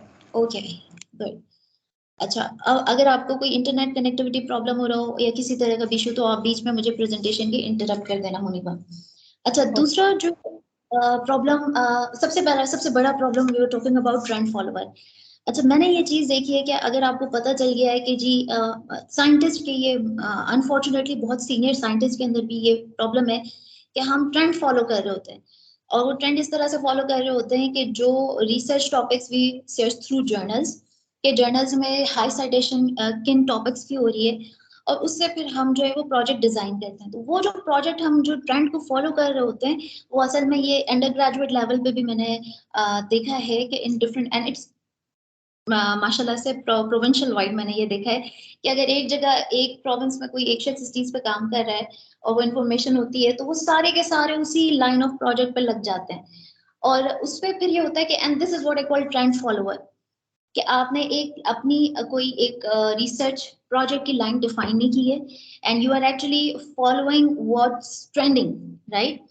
तो ये एक चीज हमें डिस्करेज करनी चाहिए। इसका सबसे बड़ा मसला ये होता है इसकी वजह से कि फिर आपकी क्रिएटिविटी खत्म होती है, एक जो आपके इंडिजिनस प्रॉब्लम्स होते हैं वो इग्नोर हो जाते हैं।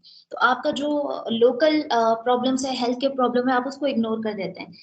और अगर आप हाई साइटेशन वाले रिसर्च प्रोजेक्ट पर काम कर रहे हैं जिसकी आपकी रीजनल सिग्निफिकेंस भी नहीं है, रीजनल रेलेवेंस भी नहीं है, तो इट्स यूजलेस। वो आप उस पे उन प्रोजेक्ट्स पे जितना भी आप पैसा इन्वेस्ट कर रहे हैं उसका फायदा ही कोई नहीं है। तो don't be a trend follower कि फला शख्स जो है उस चीज पे काम कर रहा है तो मैं भी ऐसा करता हूँ कि ये प्रोजेक्ट ऐसा डिजाइन करता हूँ, ठीक है। You need to come up, you need to set up a trend, so you should be a trend setter. आपको एक ट्रेंड सेटर होना चाहिए कि आप अपनी लाइन ऑफ रिसर्च, आपके अंदर ये कैपेबिलिटी होनी चाहिए कि आप अपनी ही लाइन ऑफ रिसर्च डिफाइन करें। और ये चीजें जो होती हैं ये आपको बैचलर्स लेवल पे इनकलकेट करनी चाहिए एकेडमिशियंस को। तो अनफॉर्चुनेटली एकेडमिशियंस देमसेल्फ, उनको खुद की ये जरूरत है कि वो अपने अंदर ये चीज डालें कि वो ट्रेंड फॉलोवर नहीं हो, ट्रेंड सेटर हो, उनकी अपनी एक रिसर्च लाइन हो। अब इसमें ट्रेंड फॉलोवर इसलिए जो भी होते हैं कि उनके अंदर क्रिएटिव स्किल्स नहीं होते, इनोवेटिव स्किल्स नहीं होते, they are actually not very good observer as well. अगर आप अच्छे गुड ऑब्जर्वर हैं, अगर आपको पता है, if you are a good observer and if you have the ability to correlate concepts from different courses, definitely you will have your very own line of research। आपकी अपनी line of research है होगी। और इसकी एक छोटी सी मिसाल मैं आपको अपने जो है वो एक प्रोजेक्ट से देती हूँ। मेरा जो पीएचडी का प्रोजेक्ट था वो मैंने खुद डिजाइन किया था। और मेरा जो पीएचडी का प्रोजेक्ट था इट्स अबाउट मैग्नेटोफोटोनिक क्रिस्टल। तो फोटोनिक क्रिस्टल तो हम बायोसेंसिंग एप्लीकेशन के लिए इस्तेमाल करते थे, लेकिन जो मटेरियल्स के लोग हैं वो मैग्नेटिक मटेरियल बहुत ज्यादा इस्तेमाल करते हैं। और लकीली मैं जिस डिपार्टमेंट में school of chemical and materials engineering में होती थी वहां पे मैग्नेटिक मटेरियल्स पे काम अच्छा खासा होता था। तो मेरे मेंटोर थे, उन्होंने मुझे कहा कि आप ढूंढें ऐसा कि इस चीज को जो है वो सेंसिंग के लिए इस्तेमाल कर सकें। So those were the days when I was studying photonic crystal. और उसके बाद जो है I came up with the concept after taking courses of PhD. I came up with the idea of utilizing magnetic materials for photonic applications. और उसको उस project को हम पूरा डिजाइन करें, रिसर्च थीम हमारी बायोमेडिकल की हो। तो वो कॉन्सेप्ट बेसिकली मेरा जो आ रहा था पीछे से वो मटेरियल्स का बैकग्राउंड आ रहा था। अभी मीर फारूक है, ये भी मटेरियल्स पे काम कर रहे हैं। तो वो आपको पता है कि मटेरियल्स की बड़ी ज्यादा सिग्निफिकेंस है इन बायोमेडिकल इंजीनियरिंग। आप उसको किसी भी इलेक्ट्रॉनिक एप्लीकेशन में भी लेके जा सकते हैं, आप मटेरियल्स के जो प्रोस्थेटिक्स है उसमें भी लेके जा सकते हैं। तो वो एक चीज आपके अंदर आती है जब आपने ये सोचा होता है कि आप क्रिएटिव स्किल्स आपके अंदर तब आते हैं जब आपके अंदर ये कैपेबिलिटी होती है कि एक कोर्स का कॉन्सेप्ट जो है वो आप दूसरे कोर्स के कॉन्सेप्ट से लिंक कर सकें। और जब आप लिंक करते हैं और जब आप अच्छे ऑब्जर्वर भी होते हैं तो आप एक क्रिएटिव सोल्यूशन निकालते हैं। तो मैंने जो सेंसर डिजाइन किया था that was magnetophotonic crystal based. So photonic crystal आप देखेंगे वो ज्योमेट्री बेस्ड जितने भी बायोसेंसिंग एप्लीकेशन के लिए इस्तेमाल हुए हुए, लेकिन मैग्नेटिक मटेरियल्स इस्तेमाल करते हुए फोटोनिक क्रिस्टल जिस जमाने में मैंने रिसर्च की थी उस जमाने में almost none, and that is why well accepted. अच्छा, very easily in a very good journal, it's nanoscale by RSC। तो आपके और ये चीज आपके एकेडमिक बैकग्राउंड से आती है। अच्छा, move on to the next slide. I hope I'm clear about the trend follower thing. तो आपने करना ये है कि जब आप FYP बना रहे हो, मैं पिछली स्लाइड को रैप अप करूंगी, तो आप ये सोचें कि आपने जो 4 साल में कोर्सेज पढ़े हैं और उसके कॉन्सेप्ट को लिंक करते हुए आपने कोई एक नई चीज लेके आनी है जिस पे किसी ने पहले कभी उस अंदाज से उस एस्पेक्ट से सोचा नहीं है। So you have to come up with a project design that is innovative और उसमें इंटरडिसिप्लिनरी कॉन्सेप्ट्स है। अच्छा, दूसरी चीज है अनरियलिस्टिक डिजाइन सॉल्यूशंस। ये भी बहुत इंपॉर्टेंट है। अब आपने बहुत अच्छी कोई फैंसी किस्म की प्रोस्थेटिक डिवाइस बनाई है, ठीक है, आपने कोई रोबोटिक आर्म बना लिया है, ठीक है, और वो बड़ा अच्छा है, बड़ा फैंसी किस्म का है, उसके अंदर बहुत सारी मोडालिटीज हैं, लेकिन इट्स वेरी हैवी, उसका वेट बहुत ज्यादा है, या it's not feasible to attach to amputated hand, तो वो आपकी जो सारी जो फैंसी मोडालिटीज है वो क्या होगी, वो यूजलेस हो जाएगी, कि अगर आपको जो एंड यूजर है वो उसको सही से इस्तेमाल ही नहीं कर सकता, या उसमें उसको जो है मुश्किलात का सामना। तो आपने जो भी बहुत सारे बच्चे बहुत बेसिक डिजाइन बनाते हुए ये चीज भूल जाते हैं कि it the design has to be realistic, right. अगर आप एप्लीकेशन, और एप्लीकेशन वो भी जो बायोमेडिकल की है, तो you have to be very careful about every tiny detail of your project design. तो FYP बना रहे हैं और आप जब फाइनल ईयर में हैं, तो वो बनाते हुए भी आप ये चीज सोचें। Yes. Acha, I got a suggestion from Saim that I need to wrap it up so that we can wrap up session. तो एक चीज तो ये कि मैं इसको I'll just quickly go through the challenges and I'll put forward my suggestion together. तो एक चीज ये कि जब आप डिजाइन बना रहे हैं, इसी तरह से एक there was a project that I came across, और उसमें था कि वो टॉपिकल एप्लीकेशंस के लिए था, लेकिन उसमें जो है डिफरेंट पैरामीटर्स जो है वो मॉनिटर कर रहे थे, और हर पैरामीटर के लिए अलग मोडालिटी थी। तो the device itself was very heavy to wearable technology के लिए था। तो आपने ये भी सोचना है कि आपने स्मार्ट मटेरियल्स सेलेक्ट करने हैं जो कि मल्टीपल टास्क जो है वो परफॉर्म कर सकें, जो भी आपकी रिसर्च प्रोजेक्ट की जो गोल्स हैं या एप्लीकेशंस है उसके स्पेसिफिकली। तो be realistic when you design solution. बहुत फैंसी सा आप बना सकते हैं, लेकिन अगर वो रियल वर्ल्ड एप्लीकेशन में इस्तेमाल नहीं हो सकेगा तो उसका फायदा कोई नहीं है उस प्रोजेक्ट का। Move on to the next slide. The तीसरी problem is linked with which I have already explained के unable to utilize allied engineering concepts while doing research. जो biomedical है, it is an intersection of electrical and medicine mainly, ठीक है। तो अगर आपने जो है वो अपने allied concept इस्तेमाल नहीं किए हैं या किसी एक पे ज्यादा फोकस किया है, तो you can't come up with a feasible technology. तो बेसिकली एक अच्छा प्रोजेक्ट होने के लिए, उसका feasible होने के लिए, रियलिस्टिक होने के लिए जरूरी है कि आप अपने सारे जो 4 साल के प्रोग्राम में आप कोर्स पढ़ते हैं उसको भूलें ना। पेपर देने के बाद आप भूल जाते हैं। Normally I have seen the students they forget whatever they have been taught. तो उसको ये कि आप अपने तमाम कोर्सेज जो आपने पढ़े हैं, बायोमैकेनिक्स के पढ़े हैं आपने, या प्रोस्थेटिक एंड रिहैब इंजीनियरिंग के पढ़े हैं, और इसी से रिलेटेड आप जब प्रोजेक्ट डिजाइन कर रहे हैं, तो जो आपके इंस्ट्रक्टर ने जो कंटेंट डिलीवर किया है, you keep that in mind and then you design. तो वो that will automatically make your project more realistic and feasible. अच्छा, आखिरी चीज, I think it's 4 and 5th. I'm gonna wrap it up real quick. Outdated curriculum. This is about academician. जो biomedical का bachelors का curriculum है बहुत ज्यादा outdated है. This needs to be revised by program evaluation committee जो है, जो आपका प्रोग्राम आपका करिकुलम जो है वो डिजाइन करती है और उसको अप्रूव करती है. इनको जो है करिकुलम रिवाइज करने की जरूरत है. और वो बात बिल्कुल ठीक थी मेरी कि इसी वजह से हमें जो 4 साल के बाद जो स्टूडेंट्स ग्रेजुएट करके निकलते हैं, तो बेसिकली वो जो टेक्नोलॉजी मार्केट में होती है और जिस टेक्नोलॉजी की उनको नॉलेज होती है, उसमें बड़ा गैप होता है, और उस गैप की वजह से उनकी जॉब परफॉर्मेंस बहुत बुरी तरह से अफेक्ट होती है. ये मेरा पर्सनल एक्सपीरियंस है. तो this is actually the responsibility of the academicians के करिकुलम को इंडस्ट्री के हिसाब से अलाइन करें और उसको अपडेट करें. क्रिएटिविटी लॉक, इस चीज पे मैं I am sorry Saim, I am going to take time to explain this to the young engineers. हमारे यहाँ जो इंजीनियर्स 4 साल के बाद निकलते हैं, उनकी हम क्रिएटिविटी बिल्कुल लॉक करके निकलते हैं और उनका माइंडसेट बनाते हैं कि एज अ सर्विस इंजीनियर ये सिर्फ जॉब में जा सकते हैं. तो मेरा एक पर्सनल एक्सपीरियंस था, मैं ये कोट करूंगी, और that was about an older version of a detector. कोई सिटी का स्कैनर था, and I asked the engineer, the maintenance engineer, कि इस डिटेक्टर की लिमिटेशंस क्या हैं, तो और can you find out the flaws of it. तो उसने मुझे बड़ा मजे का जवाब दिया. उसने कहा, I am not going to name.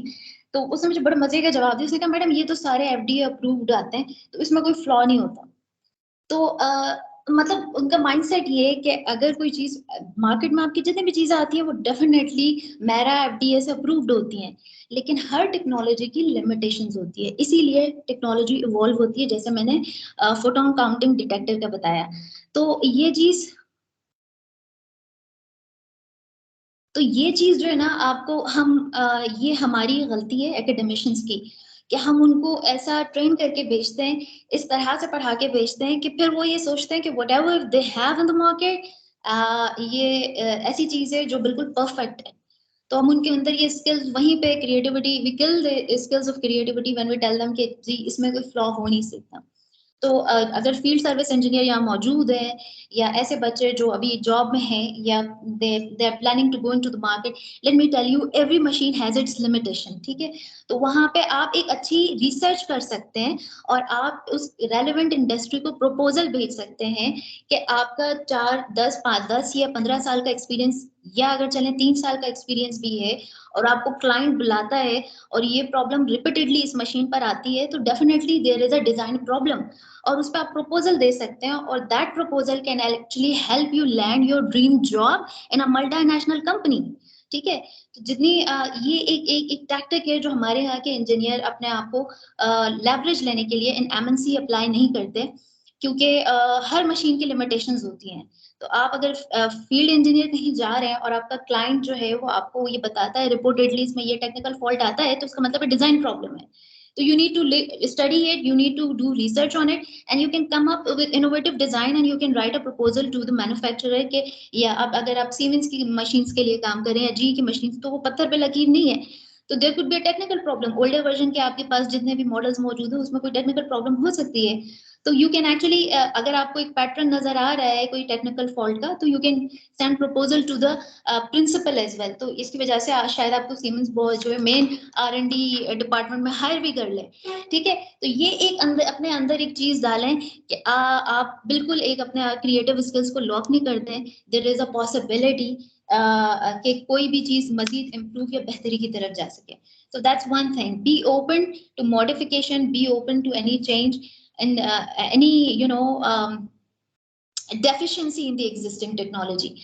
अच्छा, इनोवेशन ये मैं ऑलरेडी एक्सप्लेन कर चुकी हूँ, तो आई am not gonna talk about it. Green ideas, ये एक मेरा बड़ा फेवरेट टॉपिक है। अगर आप FYP डिजाइन कर रहे हैं, move on to the next slide जहाँ पे ग्रीन आइडियाज है। Sign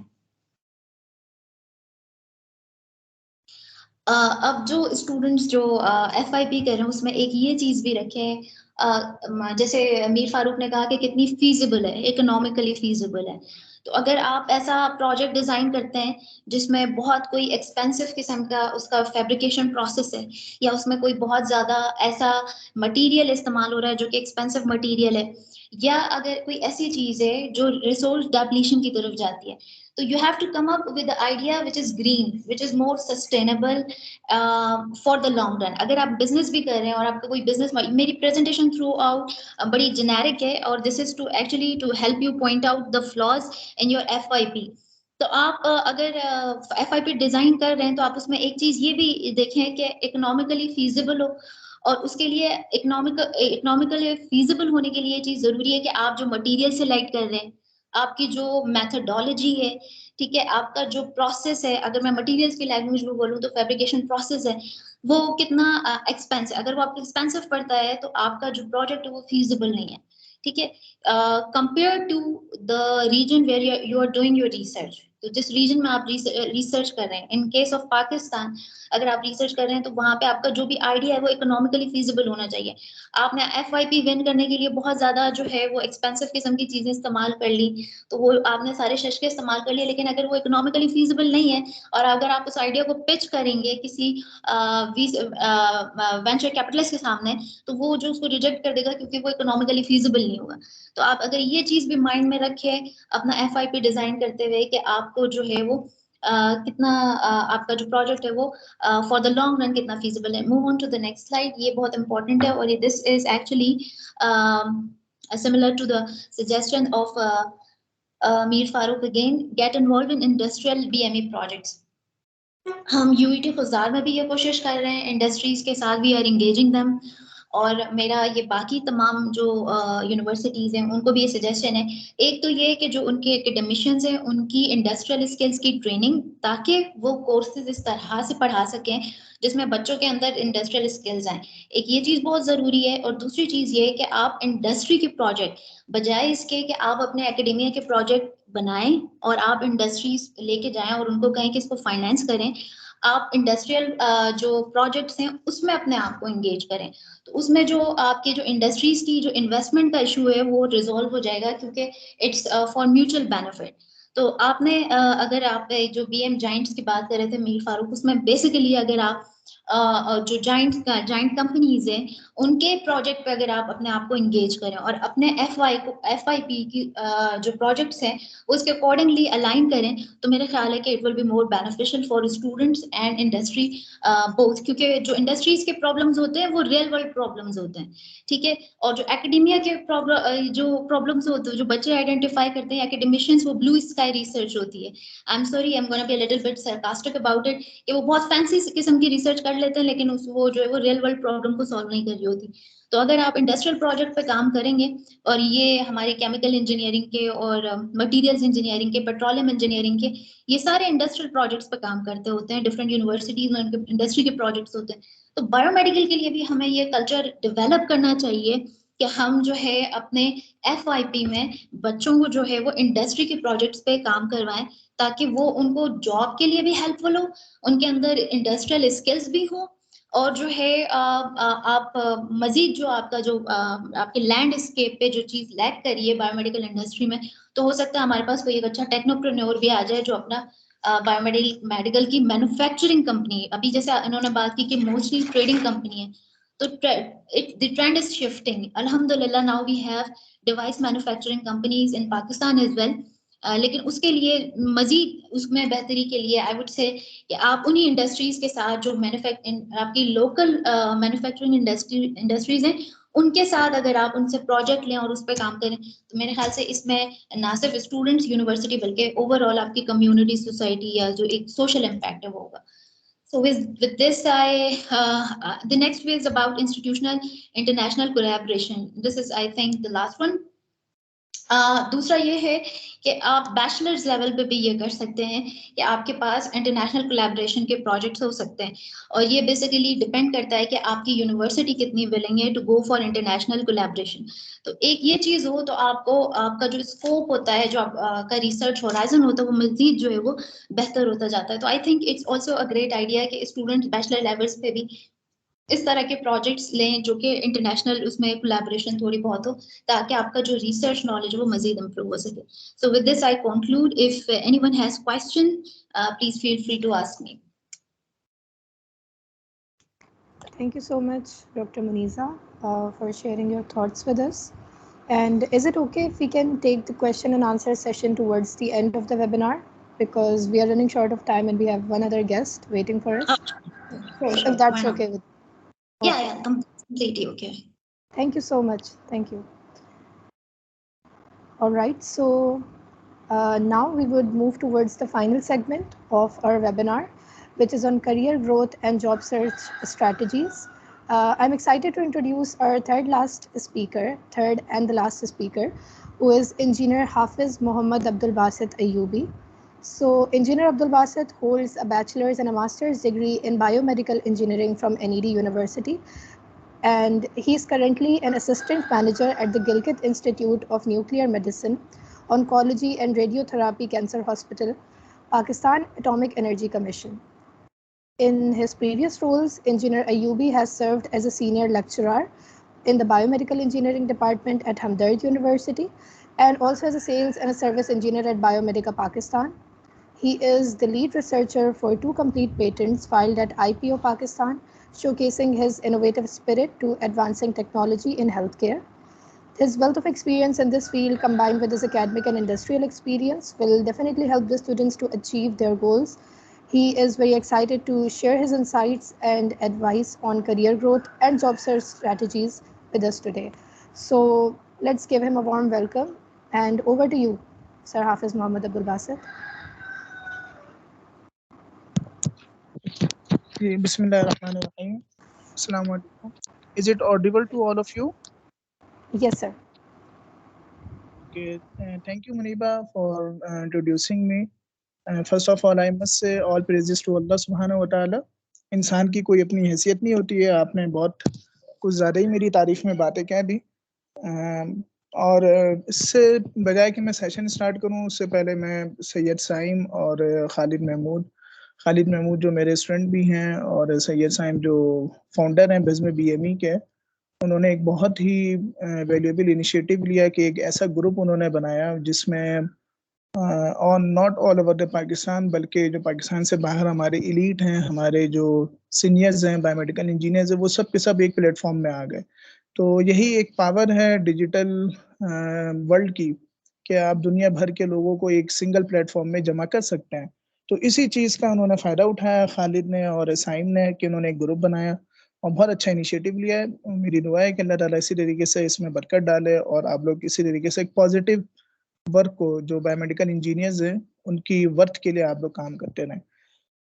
before going to start my session, मैं एक चीज़ आपको बता दूं कि मैं कोई बाकायदा प्रेजेंटेशंस या स्लाइड्स लेके नहीं आया हूँ, क्योंकि मैं इस चीज़ पे बिलीव करता हूँ कि जो इंटरैक्टिव सेशन या इंटरैक्टिव टॉक से इंसान एक दूसरे के एक्सपीरियंसेस को शेयर कर सकता है, उससे अच्छा मेरे ख्याल में कोई दूसरा कम्युनिकेशन वे नहीं होता. स्लाइड्स मीर फारूक जो मेरे बहुत ही ब्राइट स्टूडेंट हैं, मेरा जब कैरियर स्टार्ट हुआ था उस वक्त ये हमदर्द यूनिवर्सिटी के लास्ट ईयर में थे, आई थिंक मेरे ख्याल में लास्ट सेमेस्टर में थे जब मैंने इनको पढ़ाना शुरू किया था. तो he is one of my best student और इनकी क्रिएटिविटी, इनकी जो स्किल्स थी वो उसी वक्त से इन्होंने शो करना शुरू कर दी थी. जब आज माशाल्लाह ये PhD अपनी परसू कर रहे हैं इटली से, मुझे बड़ी खुशी हुई जान के. अल्लाह ताला इसको कामयाब करे. इसी तरीके से हमारे जितने भी फ्रेश और अंडर ग्रेड स्टूडेंट्स हैं उन सबको अल्लाह ताला कामयाबी से हमकिनार करें.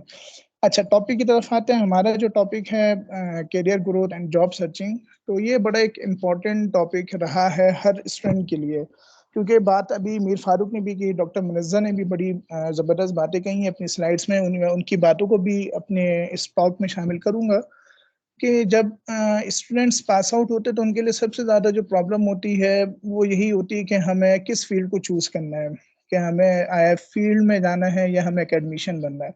चूँकि मेरा जो बैकग्राउंड रहा है वो ये कि मेरी जब 2014 में ग्रेजुएशन हुई थी NED से दिसंबर में, तो फिर मेरा प्रोफेशनल करियर 2015 में स्टार्ट हो गया था.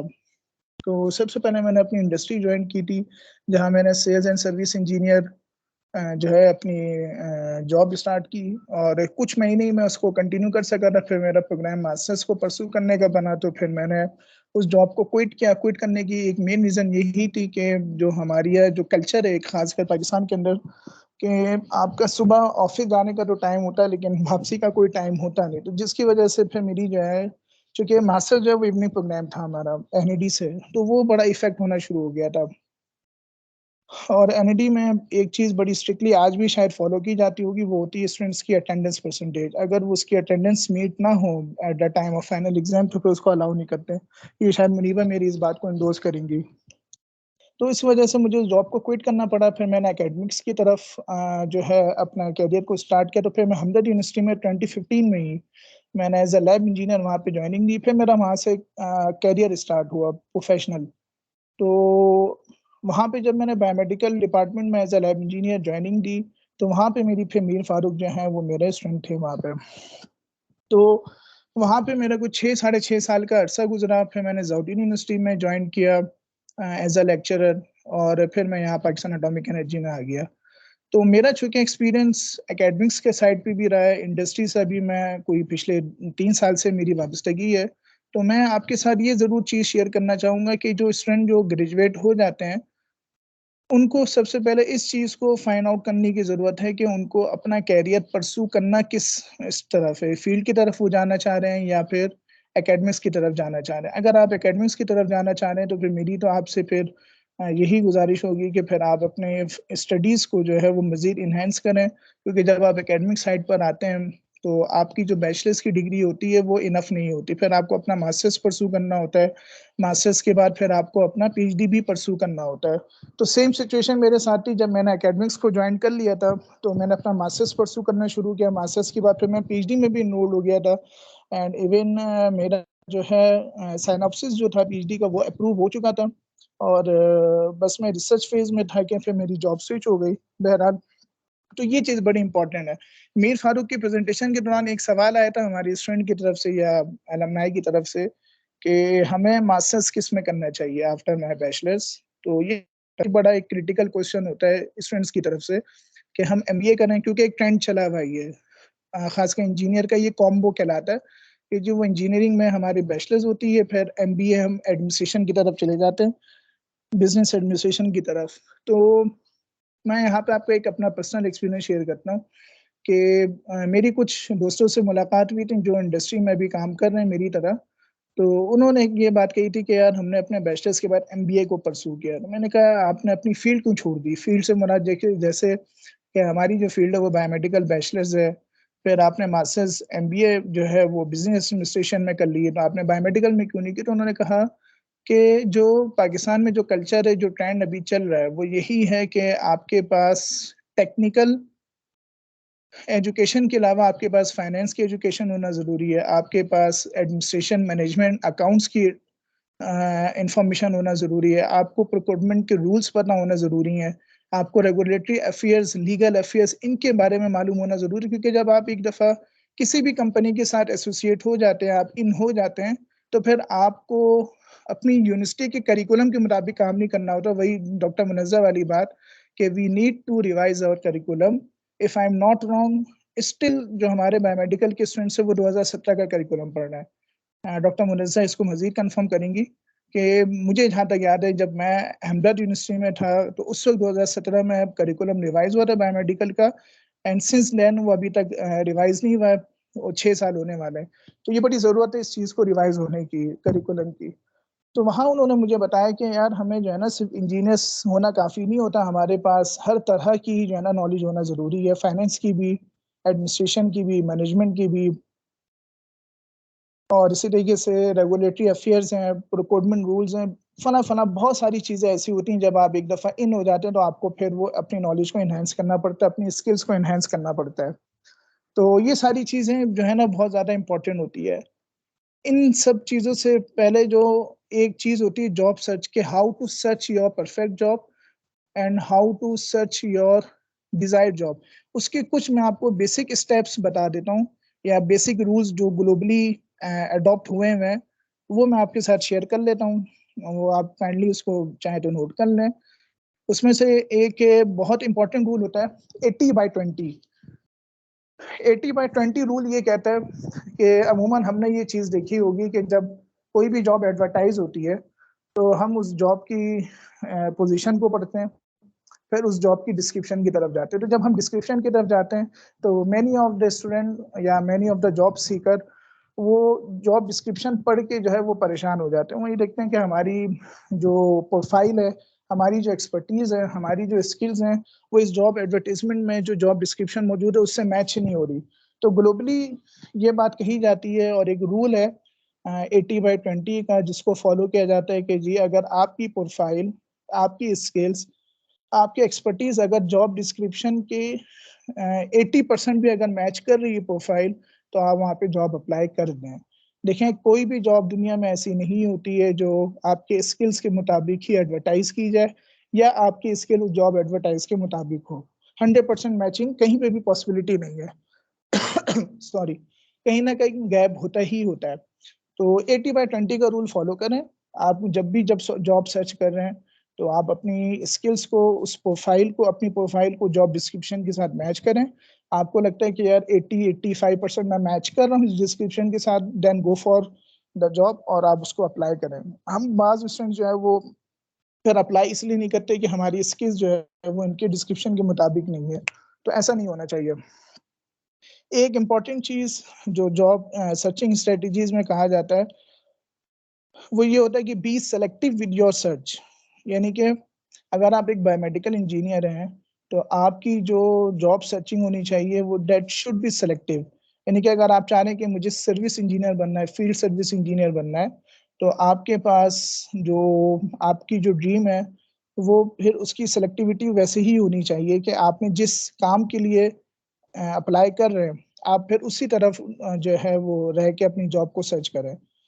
डाइवर्सिटी की तरफ अगर जाएंगे तो फिर बाज़-औक़ात ये होता है कि फिर आप अपने जो है वो पाथ से डेविएट कर जाते हैं, फिर आपको फिर दूसरी प्रॉब्लम्स होना शुरू हो जाती हैं। एक पॉइंट और इम्पोर्टेंट होता है जॉब सर्चिंग में, वो होता है डिजिटल प्रेजेंस। डिजिटल प्रेजेंस से मुराद यही है कि आपके जो सोशल मीडिया प्लेटफॉर्म्स हैं, जैसे लिंक्डइन है, सोशल मीडिया में जो है ये क्या कहते हैं, प्रोफेशनली इसने जो है बड़ा ग्रो किया हुआ है लिंक्डइन ने, और ये बहुत इसने हेल्प की है लोगों की जॉब फाइंडिंग में। तो अपने प्रोफाइल को आप अप टू डेट रखें, और जो सोशल मीडिया हमारे प्लेटफॉर्म्स हैं, व्हाट्सएप है, व्हाट्सएप में इस तरीके के ग्रुप हैं, जैसे बज़्म BME उसकी एक करंट जो है एग्जाम्पल है, और इस तरीके से और बहुत सारे ग्रुप्स बने हुए होते हैं जिसमें जॉब्स आ रही होती है, तो वहाँ पे आपको अप टू डेट रहना चाहिए, ताकि जो लेटेस्ट वैकेंसीज अनाउंस हो रही हैं डिफरेंट कंपनी के अगेंस्ट या डिफरेंट मिनिस्ट्रीज के अगेंस्ट, तो आपको वो अप टू डेट रहना ज़रूरी है। इसी तरीके से होती है आपकी फिर थर्ड पॉइंट होता है कस्टमाइज योर एप्लीकेशन, यानी कि अगर आप बायोमेडिकल इंजीनियर हैं तो आपकी जो एप्लीकेशन हो, एप्लीकेशन से मुराद मेरी कवर लेटर है, जो आप जॉब के लिए अप्लाई करते वक्त अपने रिज्यूमे या CV के साथ अटैच करते हैं, तो उसके अंदर जो बातें आपकी हों वो इतनी कस्टमाइज हो कि जो जॉब प्रोवाइडर हैं या कंपनीज वाले हैं वो उनको अट्रैक्ट कर सकें। वो कहते हैं ना कि CV जो होती है ना, वो आपकी एब्सेंस में आपका आईना होती है। तो बेसिकली जब आप सामने नहीं होते तो आपकी CV आपके बारे में बता रही होती है। तो CV में हर वो चीज़ आप मेंशन कर दें जो आपकी एक्सपर्टीज़ को रिफ्लेक्ट करे, आपकी स्किल्स को रिफ्लेक्ट करे, या जो चीज़ें आपने स्किल्स को गेन की हुई है वो चीज़ें आपकी CVs के अंदर होनी चाहिए। मोस्ट इम्पॉर्टेंट फोर्थ थिंग है लर्न न्यू स्किल। अगर आप नई स्किल्स नहीं सीखेंगे, डॉक्टर मुनज़्ज़र ने जैसे बात की कि हमारा करिकुलम अभी तक रिवाइज नहीं हुआ है, 2017 वाला करिकुलम चल रहा है और आज हम 2023 के मिड में जो है वो पहुंच चुके हैं, और हमारी टेक्नोलॉजी इतनी तेज़ी से एडवांस हो रही है, खासकर जो AI फील्ड है उसने इतना अपना इम्पैक्ट छोड़ दिया है, चाहे वो बायोमेडिकल की डिसिप्लिन हो, IT की डिसिप्लिन हो, या कोई भी डिसिप्लिन हो, वहाँ पे AI ने इतना अपना रोल प्ले कर लिया है कि हमें अब जो है AI की तरफ जाना पड़ रहा है। अब आप ये देखें कि गूगल जो कि बहुत ही एक मोस्ट कॉमन प्लेटफॉर्म था सर्चिंग के लिए, अब उसको भी कम्पीट करने के लिए AI का ChatGPT आ गया है। तो मैं आपको ये कह रहा हूँ कि अगर ये स्किल्स आप इस तरीके से अपने ग्रो नहीं करेंगे तो फिर आपको मार्केट में जो है ना कंपटीशन पे बड़ा टफ मिल जाएगा। सैचुरेशन तो अपनी जगह है, मीर फारूक ने भी कहा कि इटली जैसे मुल्क में सैचुरेशन है, तो पाकिस्तान में आपको सूरत हाल इससे ज़्यादा ही नज़र आती है। तो ये आप इस सैचुरेशन से खुद को मुख्तलिफ कैसे कर सकते हैं? By learning a new skill. आपके अंदर कोई एक ऐसी चीज़ होनी चाहिए जो दूसरों से आपको डिफर कर रही हो, जो दूसरों में ना हो वो आपके अंदर हो, आप अपने आप को पॉइंट आउट करवाएं। कुछ ऐसी चीज आपके अंदर हो जो उस वक्त की मार्केट नीड हो, मार्केट डिमांड हो। अच्छा, ये पता कैसे चलेगा कि यार आपको स्किल्स कौन सी सीखनी है? वो जो पहली वाली जो पॉइंट मैंने जो आपसे बात की थी कि be selective with your search, जो आप करना चाह रहे हैं, जिस फील्ड में आप काम करना चाह रहे हैं, उस फील्ड में रहते हुए आपको अपनी स्किल्स को एनहेंस करने की जरूरत है। फिर एक पॉइंट और कहा जाता है जॉब सर्चिंग के हवाले से, नेटवर्क रेगुलरली। नेटवर्क से मुराद वही है कि एक तो सोशल मीडिया हो गया, एक पर्सनल PR जिसे कहते हैं ना, पर्सनल रिलेशंस, कि आपके फला दोस्त फला कंपनी में है, आपके उनके मैनेजर से अच्छी हाय हेलो हो गई है, या आपने अपनी PR डेवलप करना शुरू कर दी है, एक अच्छी सलाम दुआ आपने रखना शुरू कर दी है। इससे ये होता है कि जब उनके रिस्पेक्टिव कंपनी या रिस्पेक्टिव डिपार्टमेंट में जॉब्स आती हैं तो फिर वो आपको इन्फॉर्म करते हैं, फिर आप एक थ्रू प्रॉपर चैनल अप्लाई कर रहे होते हैं। तो ये नेटवर्किंग भी बहुत ज़रूरी है जॉब सर्चिंग के लिए। सिर्फ घर पे बैठे रहना, अखबार को पढ़ लेना, या सॉरी डिफरेंट वेबसाइट्स को देखते रहना, फिर वहाँ से अप्लाई करना ज़रूरी नहीं है। मेरे ख्याल में अभी अगर यहाँ पे इस सेशन में 40 के अराउंड पार्टिसिपेंट्स है, तो 40 में से 30 पार्टिसिपेंट लाजमी ऐसे होंगे जिन्होंने थ्रू न्यूज़पेपर या थ्रू वेबसाइट जॉब्स के लिए अप्लाई किया होगा और उनको इंटरव्यू तक या टेस्ट तक के लिए कॉल नहीं आई होगी। उसकी वजह यही होती है कि बाज़ औक़ात वो या तो हमारी एप्लीकेशन उनकी जॉब डिस्क्रिप्शन से मैच नहीं कर रही होती, या फिर हम प्रॉपर तरीके से अप्लाई नहीं कर रहे होते। हम अपनी सेलेक्टिविटी की तरफ जो है ना, वो हमारी जो सर्चिंग है वो हम फोकस नहीं होते। तो इसलिए नेटवर्किंग भी बड़ी ज़रूरी है। ये PR का जो कॉन्सेप्ट है ये भी बड़ा इम्पोर्टेंट है कि आपकी नेटवर्किंग आपकी सोशल सर्कल के अंदर बड़ी स्ट्रांग होनी चाहिए। इसी तरीके से पार्टिसिपेट इन जॉब फेयर्स, ये भी बड़ा इम्पोर्टेंट है। हमारी जो यूनिवर्सिटीज़ हैं, मैं जब यूनिवर्सिटी में था हमदर्द में, चूँकि मेरा हमदर्द में टाइम ज़्यादा गुजरा है, ज़ौदीन में तो मैंने सिर्फ 1 साल की सर्विस की थी कि फिर मुझे यहाँ से ऑफ़र हो गई थी। तो हमदर्द में मैं वहाँ पे जो IRD डिपार्टमेंट, मीर फारूक को पता होगा, इंडस्ट्रियल रिलेशन डिपार्टमेंट था फेस्ट का, तो उसका मैं इंचार्ज भी था। तो यूनिवर्सिटीज़ अमूमन करती क्या है, ये जॉब फेयर्स में पार्टिसिपेट करती हैं और जॉब फेयर्स अरेंज भी करती हैं। ये बड़ा इंपॉर्टेंट है, जो यूनिवर्सिटीज़ की तरफ से हमारे जो एकेडमिशियन बैठे हुए हैं, उनसे भी मेरी ये रिक्वेस्ट होती है कि जी आप इस तरीके की एक्टिविटीज़ में पार्टिसिपेट करें, या तो किसी जॉब फेयर का पार्टिसिपेंट के तौर पे, या फिर आप खुद ऑर्गेनाइज़र बने, ताकि जो हमारे स्टूडेंट्स हैं वो उनको जो है कम्युनिकेशन के लिए डिफरेंट जो लोग वहाँ पर आएंगे, डिफरेंट कंपनी से लोग आते हैं, उनके साथ इंटरेक्शन का मौका मिले, क्योंकि यही वो एक जगह होती है, प्लेटफॉर्म होता है जहाँ पे आप अंडर वन रूफ आप बहुत सारी वैरायटीज के साथ स्टूडेंट्स को हम हांग करवाते हैं। जैसे एक मॉल का कॉन्सेप्ट होता है ना कि अंडर वन रूफ आप एक मॉल में जाएं और आपको अंडर वन रूफ सारी चीजें मिल जाए, तो वही कॉन्सेप्ट ये जॉब फेयर्स का भी होता है कि अंडर वन रूफ आपके पास डिफरेंट कंपनीज वहाँ पे आ जाती हैं, जहाँ पे वो स्टूडेंट्स के साथ इंटरेक्शन करती हैं। तो इस तरीके के जॉब फेयर्स अगर आपकी यूनिवर्सिटीज वो करवा रही हैं, तो स्टूडेंट्स के लिए लाजिम है कि फिर वो उसको अटेंड भी करें, क्योंकि वो स्टूडेंट्स के लिए होती हैं, फैकल्टी या जो दूसरे लोग होते हैं उनके लिए नहीं होती है वो जॉब फेयर्स। तो हम अमूमन उसको इग्नोर कर देते हैं, ऐसा नहीं होना चाहिए। इसी तरीके से एक पॉइंट और कहा जाता है कि आप जिस रोल में आप रहना चाहते हैं या जिस कंपनी में, हर इंसान ने अपना एक आइडियल बनाया हुआ होता है कि मुझे इस फील्ड में जाना है, मुझे ये जॉब करनी है, तो वो उससे रिलेटेड जो कंपनीज हैं उनके वेबसाइट्स को रेगुलरली सर्च करें। इसके 2 फायदे हैं, एक तो ये कि अगर वहाँ कोई वैकेंसी होगी तो वो आपको पता चलेगी, सेकेंडली उन कंपनीज में क्या चीज़ें अपडेट हो रही हैं, क्या चीज़ें उनके पास नई आ रही हैं, आपको थ्रू देयर वेबसाइट्स आपको उन चीज़ों का इल्म होता रहेगा। तो अगर आपको वहाँ से इंटरव्यू कॉल आती है तो फिर आपको उन कंपनी के वेबसाइट के थ्रू बहुत सारी इंफॉर्मेशन कंपनी के हवाले से मिल जाती है कि जब आप इंटरव्यू के टाइम पे जाते हैं तो जो इंटरव्यूअर्स होते हैं वो फोकस वही कर रहे होते हैं कि अगर वो हमारी कंपनी के बारे में, हमारे बिजनेस मॉडल के बारे में, हमारे प्रोडक्ट्स के बारे में जो इंटरव्यू है वो कितना जानता है। तो ये बड़ा इंपॉर्टेंट एस्पेक्ट है कि आप जिस कंपनी को आपने रोल मॉडल बनाया हुआ है, जिस ऑब्जेक्ट को आपने रोल मॉडल बनाया हुआ है, उसकी रिस्पेक्टिव वेबसाइट को रेगुलर बेसिस पे सर्च भी करें। इसी तरीके से एक पॉइंट और कहा जाता है, प्रोफेशनल ऑर्गेनाइजेशन को आप ज्वाइन करें। जैसे PEC हमारी पाकिस्तान इंजीनियरिंग काउंसिल है, उन्होंने भी बड़ा अच्छा इनिशिएटिव्स लिया हुआ है। डॉक्टर मुनज़्ज़ा को मुझसे ज़्यादा पता होगा क्योंकि वो करंटली एकेडमिशियन के तौर पे एज असिस्टेंट प्रोफेसर काम कर रही हैं। उन्होंने बड़ा एक अच्छा इनिशिएटिव लिया था PEC ने कि जी वो पेड इंटर्नशिप्स की तरफ अब जा रहे हैं।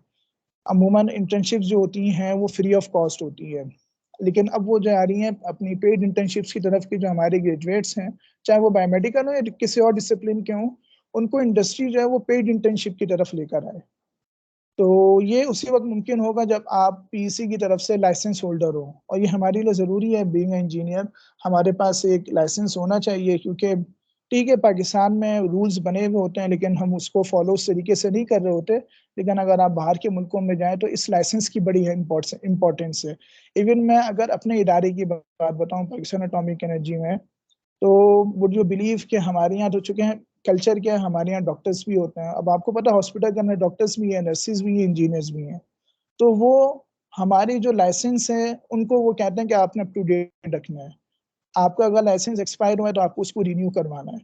तो ये इंपॉर्टेंस मैंने तो अपने इस इदारे में देखी, उन्होंने बड़ा चेक एंड बैलेंस रखा हुआ है। बाकी प्राइवेट इदारों में अमूमन इस चीज़ को नहीं फॉलो किया जाता, जो कि मेरे ख्याल में बहुत गलत बात है, जिसकी वजह से फिर बाद में अगर ये कल को कोई इस तरीके के रूल्स एंड रेगुलेशन आ जाते हैं, रूल्स एंड रेगुलेशन तो आज भी हैं लेकिन उसके ऊपर इम्प्लीमेंटेशन नहीं, लेकिन कल को अगर इम्प्लीमेंटेशन शुरू हो जाती है तो फिर ये प्रॉब्लम हमें फेस करना पड़ेगा कि अगर हम रजिस्टर्ड इंजीनियर ना हो या प्रोफेशनल इंजीनियर नहीं है अपने लाइसेंसिंग बॉडी के साथ, तो फिर ये प्रॉब्लमेटिक हमारी बन सकती है फ्यूचर में। तो जो भी प्रोफेशनल ऑर्गेनाइजेशन है आप उसके मेंबर बने, आप उनके साथ एसोसिएट रहें, ताकि उनकी जो पैकेजेस आते हैं, उनकी जो इंफॉर्मेशन हैं, उनके जो इस तरीके से अनाउंसमेंट्स होती हैं, जैसे पेड इंटर्नशिप वाला एक अच्छा इनिशिएटिव है PEC का कि वो पेड इंटर्नशिप की तरफ जाएं, ऑल्दो वो 20,000 हो 25,000 हो पर मंथ, लेकिन आई मस्ट से कि something is better than nothing. तो इस तरीके की बॉडी के साथ एसोसिएट होने से सबसे बड़ा फायदा ये होता है कि आपको जॉब हंटिंग में, जॉब सर्चिंग में आपको फिर बहुत ज़्यादा हेल्प मिलती है। फिर जब आप किसी ऑर्गेनाइजेशन में एक दफ़ा इंटर्नशिप कर लेते हैं और फिर आप अपना वहाँ पे रोल प्ले जब कर लेते हैं, तो अगर वहाँ पे बाद में वैकेंसी क्रिएट होती है तो फिर वो प्रेफरेंस उन्हीं को मिलती है जिनकी इंटर्नशिप में परफॉर्मेंस अच्छी होती है। तो इंटर्नशिप बहुत इंपॉर्टेंट फैक्टर है, ये लाजमी अंडर ग्रेड स्टूडेंट्स को जो है वो करनी चाहिए, चाहे वो ड्यूरिंग ग्रेजुएशन कर लें या राइट आफ्टर देयर ग्रेजुएशन, लेकिन वो लाजमी अपना एक्सपीरियंस इसमें काउंट करवाएं।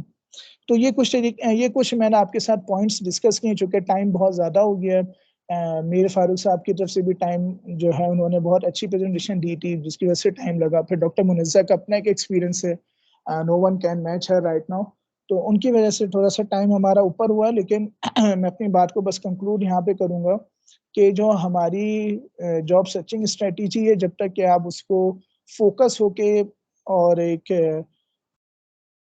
आपको फोकस होना पड़ेगा अपने उसके ऊपर कि आप किस किस्म की फील्ड में जॉब करना चाह रहे हैं। अच्छा, एक चीज़ जो बहुत इंपॉर्टेंट है, जो मैंने पहले सोच के रखी थी, जो मैं डिस्कस करूंगा, वो यही थी कि डॉक्टर मुनज़्ज़ा ने जो बात की कि हमारा जो करिकुलम है वो अप टू डेट नहीं है। मैं आपको अगर अपना एक्सपीरियंस बताऊं, मैं कैंसर हॉस्पिटल में एज अ बायोमेडिकल इंजीनियर मेरी वहाँ पे पोस्टिंग है, लेकिन मैं वहाँ पे एज एन IT ऑफिसर भी काम कर रहा हूँ। मैं वहाँ पे एज अ प्रोक्योरमेंट ऑफिसर भी काम कर रहा हूँ। वहाँ पे मैं as a technical officer, as a biomedical officer भी काम कर रहा हूँ।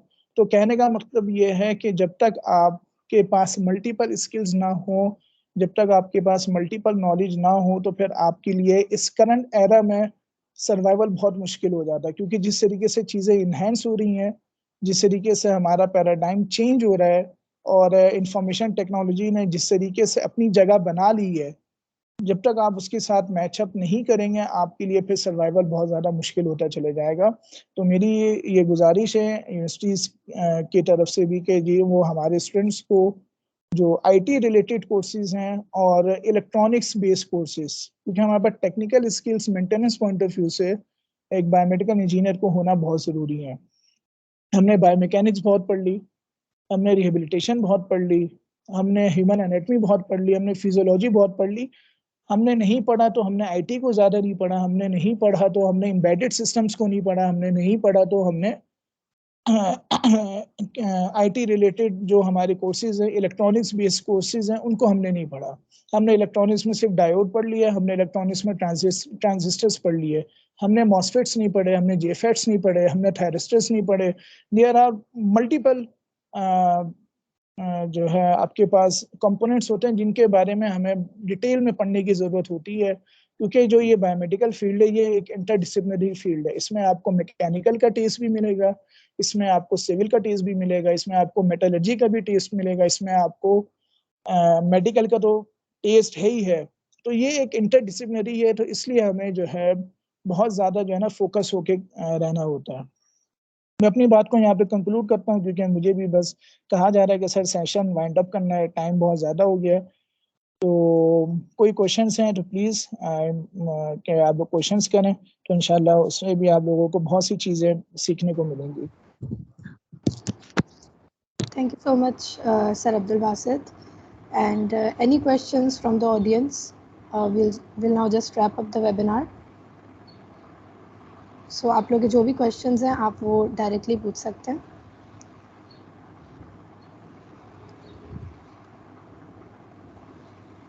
अस्सलाम वालेकुम। हेलो। जी वालेकुम अस्सलाम। Thank you for your presentation, and I have a question from Dr. Muniza Khan and Engineer Mir Farooq Ali. कि on bachelor basis अगर स्टूडेंट हम FIP करते हैं तो उसमें सुपरवाइजर का क्या रोल होता है? एंड पाकिस्तान की यूनिवर्सिटीज में ये पैथिक सिस्टम है कि लेक्चरर को एंड लैब इंजीनियर को मेन सुपरविजन में डाला जाता है, जिसका कोई खुद का प्रोफाइल नहीं होता। When we come outside the Pakistan labs और जब हम इंटरव्यूज में बैठते हैं प्रोफेसर्स के सामने, तो सबसे पहले ये क्वेश्चन होता है कि आपका सुपरवाइजर कौन है और आपके सुपरवाइजर का प्रोफाइल क्या है और आपने किस सुपरवाइजर के अंडर किस डोमेन में काम किया है।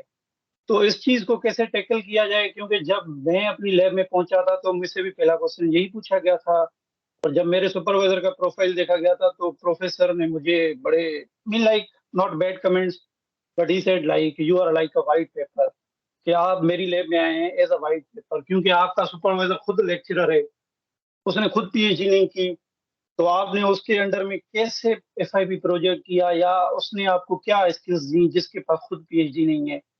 तो इसको कैसे टैकल किया जाए और अंडर ग्रेड स्टूडेंट्स को ये चीज समझाई जाए जो बाहर आना चाह रहे हैं या जो बाहर स्कॉलरशिप्स को टारगेट करना चाह रहे हैं या अच्छे प्रोफेसर की लैब में आना चाह रहे हैं, कि लेक्चरर्स को एंड लैब इंजीनियर्स को सुपरविजन के लिए अलाउ नहीं किया जाए।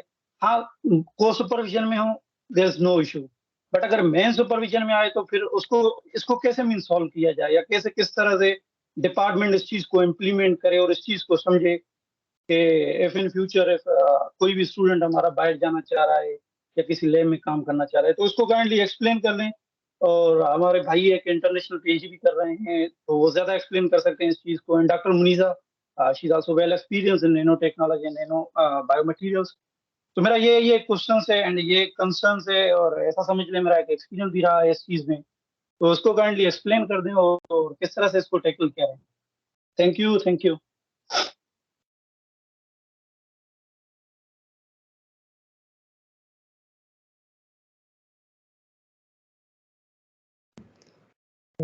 Dr. Muniza, I think it's better Dr. Muniza should respond first and then Basit Ayubi Saab, because you are senior, so it's better if you can give some insights on this question. It's very important. Yes, like to guide you on the selection of role of main supervisor.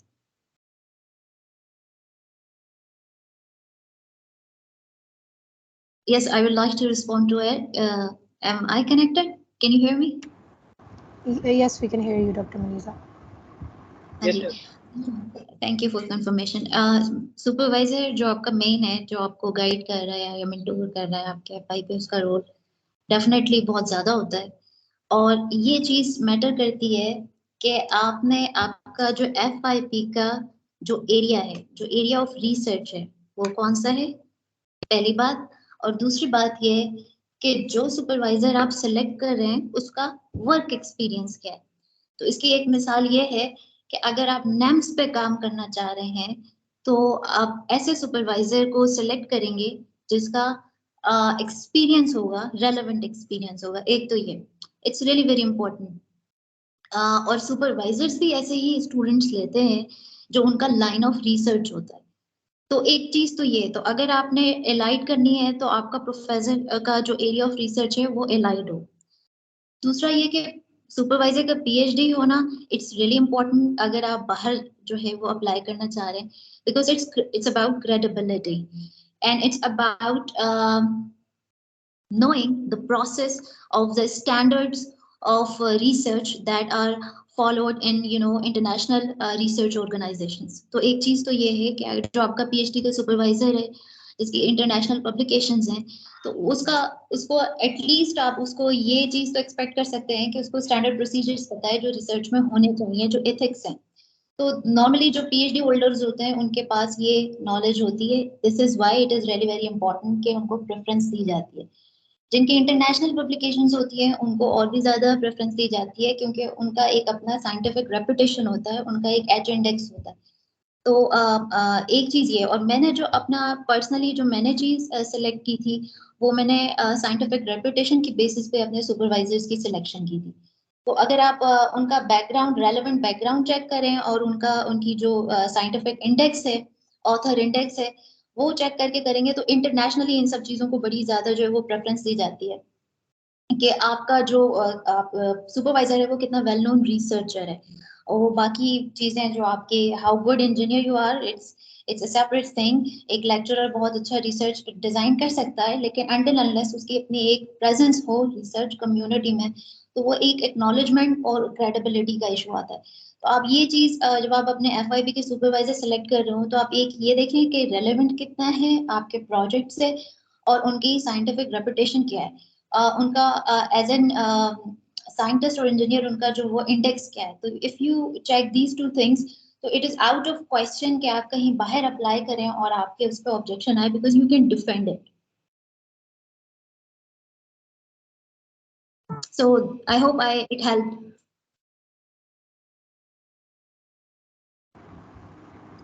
Right. Thank you so much, Dr. Muniza. And Thank you. Thank you. okay, You're so welcome. since we are running short of time, any other questions that the participants might have, you can leave in the chat box, and we will forward those questions to our guests later on, and we'll answer accordingly. So now I would like to invite Mr. Saim Gardezi to please come and present the certificates to all our guests. बहुत शुक्रिया मुनीब।